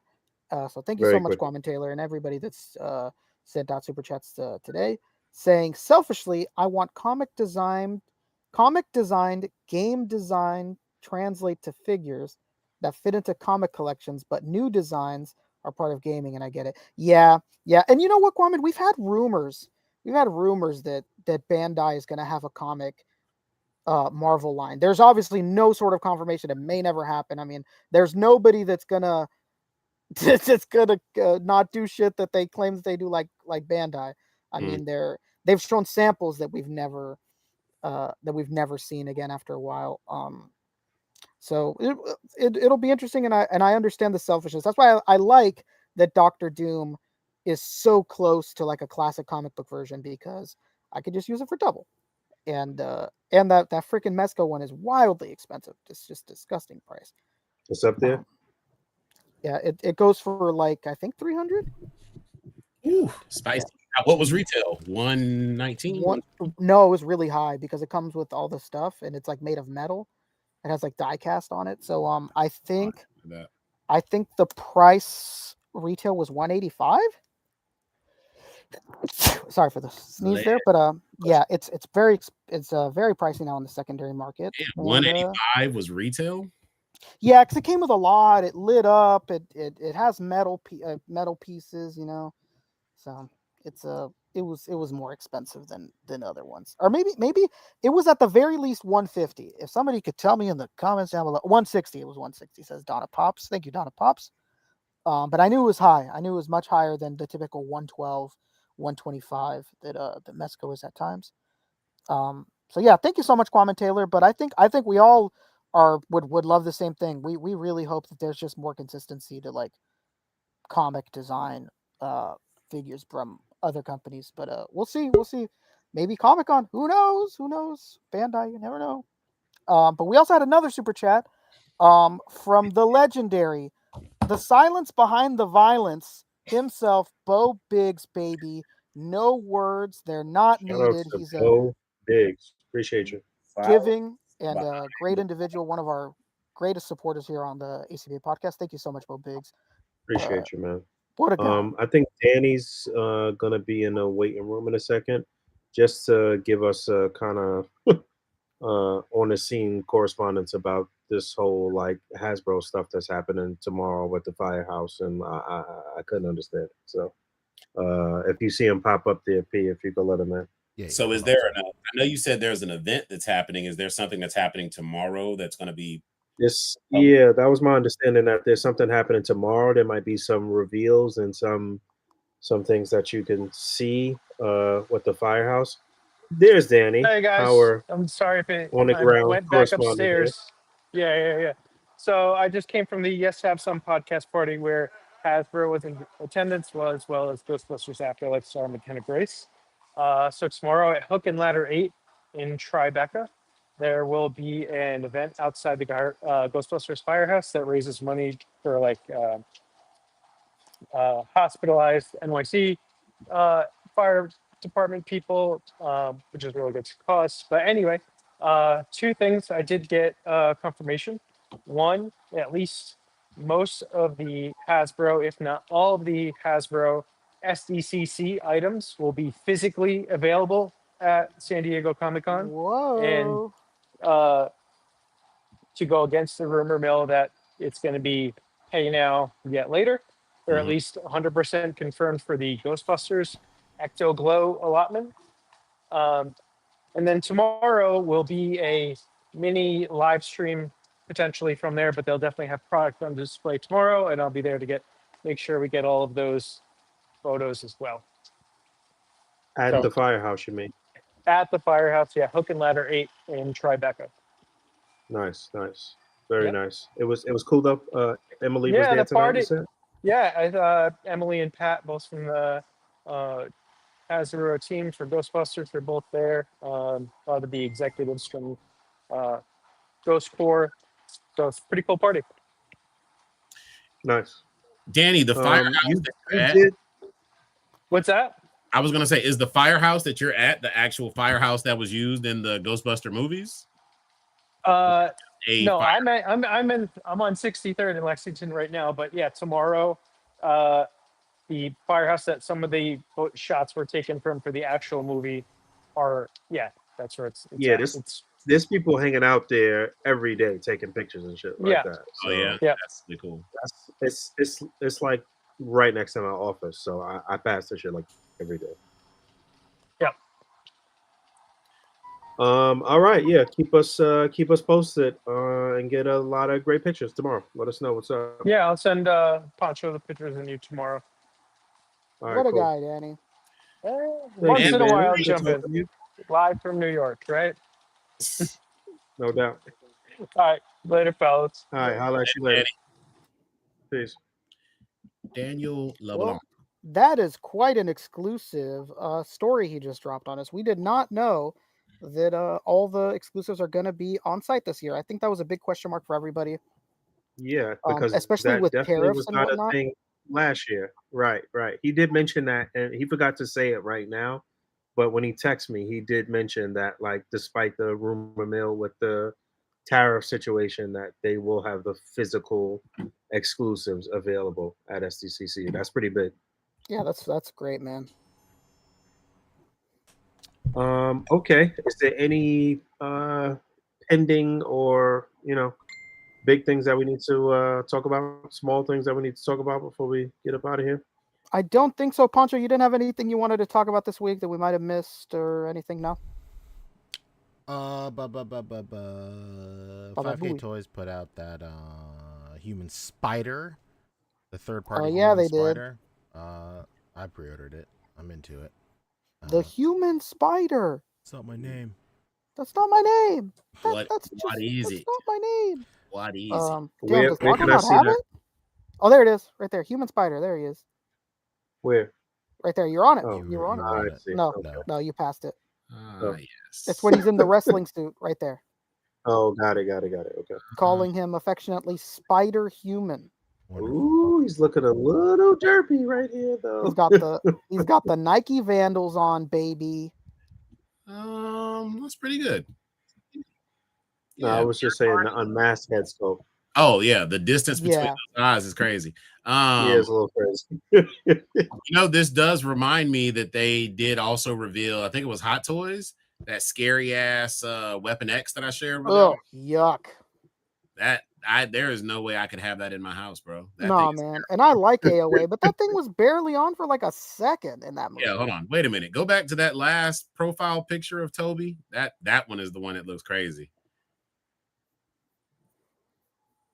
That one looks like it's It does not look what's good. the name of it was a close-up. That one. What's the name of the company where you would go and pay to get your senior pictures done in the mall? Oh man. The name escapes me right now, but that's what that looks like. That does not look like Tobey Maguire at all right there. No, that looks pretty bad. You know what it looks like? That looks like a guy who vaguely looks like Tobey Maguire, who loves to like be everywhere and like dress like Tobey Maguire and is like obsessed with like the movie. Like, I look just like him, don't I? Like, I don't know. His girlfriend is like embarrassed behind him, like, yeah, babe. He really likes that movie. Shout out to Poncho's son. That was not about you. Speaking about a Caucasian male, it looks like Tobey Maguire. Do you you know what I wanted to ask you guys? I wanted to circle back. We kind of started it but didn't finish it. Now that we know that the prices, official price of all of these 2-packs are $60 each, where does that now put you for what you think the pricing will be on Schuma Gorath? And whoa, you talking about Gargantos? Nah, his mama called him Schuma. I'm gonna call him Schuma. Schuma Gorath and Juggernaut. What do you guys think? I'm still on my same bullshit. I'm at $74.99 for Juggernaut and $100 for Schuma Gorath. That's where I'm right there with you, brother. Put me down for 2. Yeah, that's where I'm at. I definitely want those. I think this is really just the only stuff I want. I just want the 2-pack that I got yesterday, the Wolverine and the Silver Samurai, and I want the Schuma Gorath and the Juggernaut. I think I don't want anything else. Something that we talked about was the lack of ability to be able to reuse this mold. And then I saw somebody comment on either the chat or in another thread, but they reminded me that the original color that Schuma Gorath was in Marvel Superheroes was that pink purple. Yes. So there goes. We talked about that. I'm pretty sure.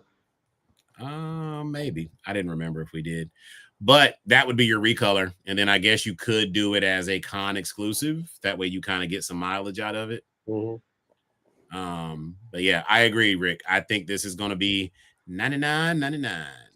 Yeah, it's really big. There's, only thing you could do is repaint it in its own color change, and it's a lot. Have we had any kind of like single packed deluxe big figure that was that expensive yet? The closest thing is going to be Dragon Man. Right.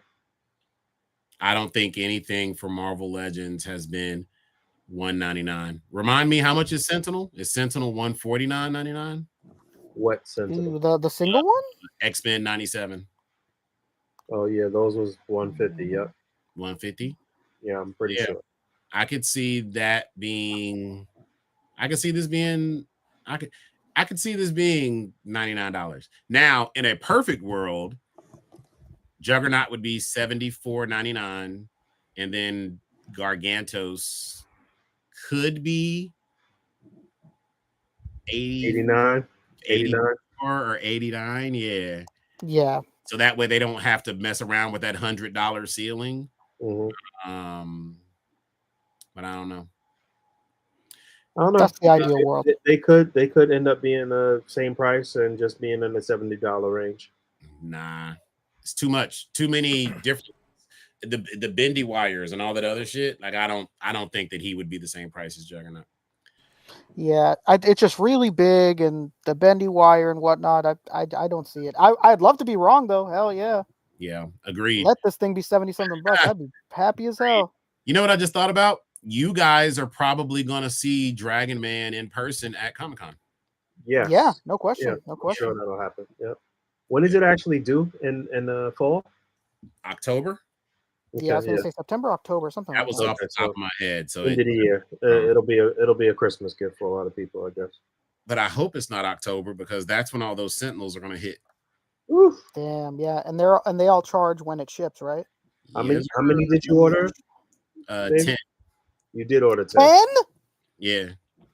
Jesus Christ! But you know what? You got a dedicated tour. You're on. But I told you my plan. The plan was I heard the plan. And then you let it just stack. So yeah, you let it stack. I on heard track. the plan. Yeah, I'm on track. Still. I wasn't really committed to the plan, so I couldn't really commit to the 10. But I did order 5. There you go. Yeah, I mean, I don't even know if I'll have enough room because in the meantime, I did sell my second Haslab Sentinel, so now I only have the one Haslab Sentinel, and it's now my master mold. Brad said August. That thing is definitely going to be there at Comic-Con for the Dragon Man. Dude, let me tell you something right now. If that Dragon Man would be like early available at Comic-Con, unreal. People would lose their fucking mind. That'd be wild. If that is the case, the secondary market on Dragon Man is already going to be crazy. But if people that are at the con are able to get it earlier, that's going to make it like a scalper's dream. That's not usually something that Hasbro does. That's more of like a Bandai thing. Yeah, that's a Bandai move right there. That would be nice. I keep saying this. Something else that's on my wish list for the Hasbro team. I really want them to remake this damn X-Men First Class box set. Yeah, that Toys R Us one. I've said it many times. That thing was a travesty. Every time I look at it in my collection, because it is like the center focal point of my X-Men collection that I'm building out around it. And every time I see it, I hate it. You know what's going to happen is that they will probably do that in some form or fashion because that's how we're going to get the non-furry beasts. And then they'll use that same mold for him and his X Factor costume to finish off that team. Yeah, that makes sense. I can see that. If either that way or the inverse. But yes, I can see that. Right, one way or the other. Yeah, I can see that. My God. Yeah. We speaking of that, we had another super chat in our time sitting here from Jerry once again. Thank you so much, Jerry. He had one earlier that we talked about. Or Jahari, sorry. Jahari. But I think it's Jerry. With a very generous super chat. Again, going towards the Comic-Con fun, baby. We're a little over a month away. Woo! It's fast approaching. He says, Marvel Tokon might receive a bigger push toy-wise because PlayStation is co-producing it and they own EVO. Yeah, and Marvel Tokon could main event EVO. EVO is the big fighting game convention in Las Vegas. Happens right after Anime Expo every year. And they probably will main stage. So yeah, it could get a bigger push. I hope it does. I'd love a good push behind this game, and figures behind it would be incredible. Yeah, this game is going to be huge because again, I know that Dragon Fighter Z was at EVO. Yep. I don't think any of the Guilty Gear games have ever been at EVO. And then we all know the history of Marvel versus Capcom 2 at EVO. So if they play their cards right, this is a really big come up for them getting this license, even though Capcom wasn't the holder currently, I don't believe. Everybody thought that that's where it was going back to. And so we'll see. I'm wishing them much success. And I would love to have these figures too. Well, let me not say that. I think the figures would look cool. I don't know if I would have them per se, but I do think that, an import company would do them justice. Yeah. And I do hope, as much as I want, and I do think an import company is going to do it.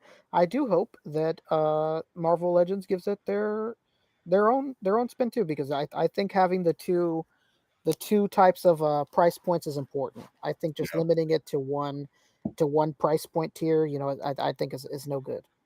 I think we need both behind this. You know what I'm also thinking about? I'm thinking about, and I know we're just throwing stuff on now for timing. I know you guys are probably ready to get off here. Yeah.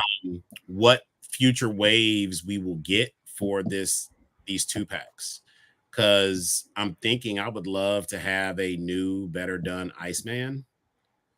Yeah, I think we talked about that last week, right? Yeah, the Iceman would make a lot of sense. Did we? I don't remember talking about that. But yes, Iceman would make a lot of sense. I guess we could get yet another Rogue because her look is just a little bit different in the game. And she always sells well anyways. Yeah. And a better proportion Magneto would be pretty awesome. That'd be fucking great. That'd be so great. Yeah, there's so much from the video game sector that you could do. Yeah. All right. I did not know, real quick. I didn't know this Predator Killer of Killers was animated. Yeah, I watched it today. How was it? Quality. Connections to Prey. Slight connections to Prey. It was some nice little things. But yeah, it was good. I knew it was animated. I think that it's smart that it was animated. The designs are really great. Storytelling is really great. Animation is really great. So yeah, if you are a fan of the Predator and seeing that world be built out even more, I think that you will enjoy it. What's the director's name of Prey? Trachtenberg, I believe is his last name. I think you're right. He's the same person who did this, so it does have that same kind of like energy of what it's like to have predators here on Earth, and just kind of like what that means for like different humans at different points in time, going up the strength and the technology and everything else of these advanced alien race. It was very well done. So if you're a Predator fan, I think you'll enjoy it. I enjoyed it. Heck yeah. Okay.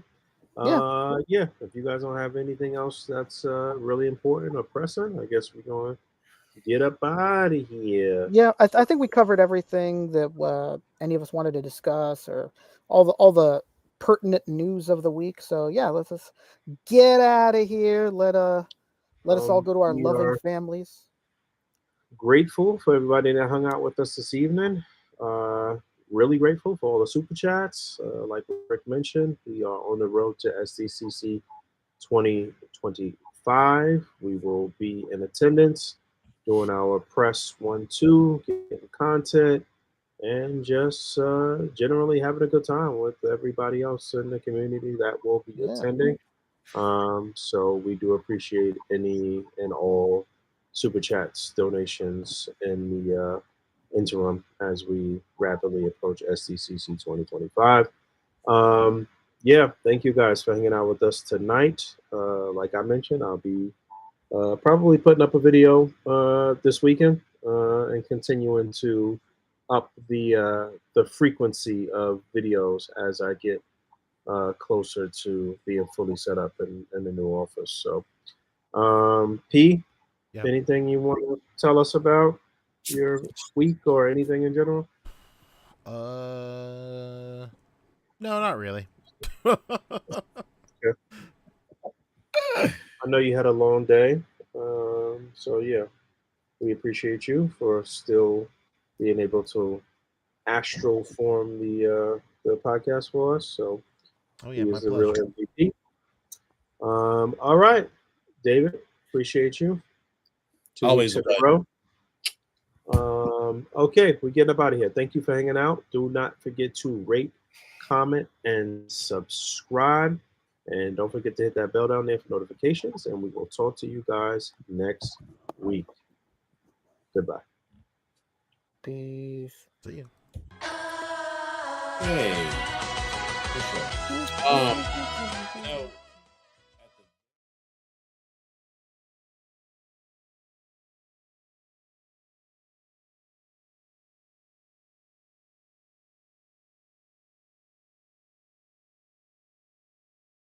can still read it. Go ahead and read it.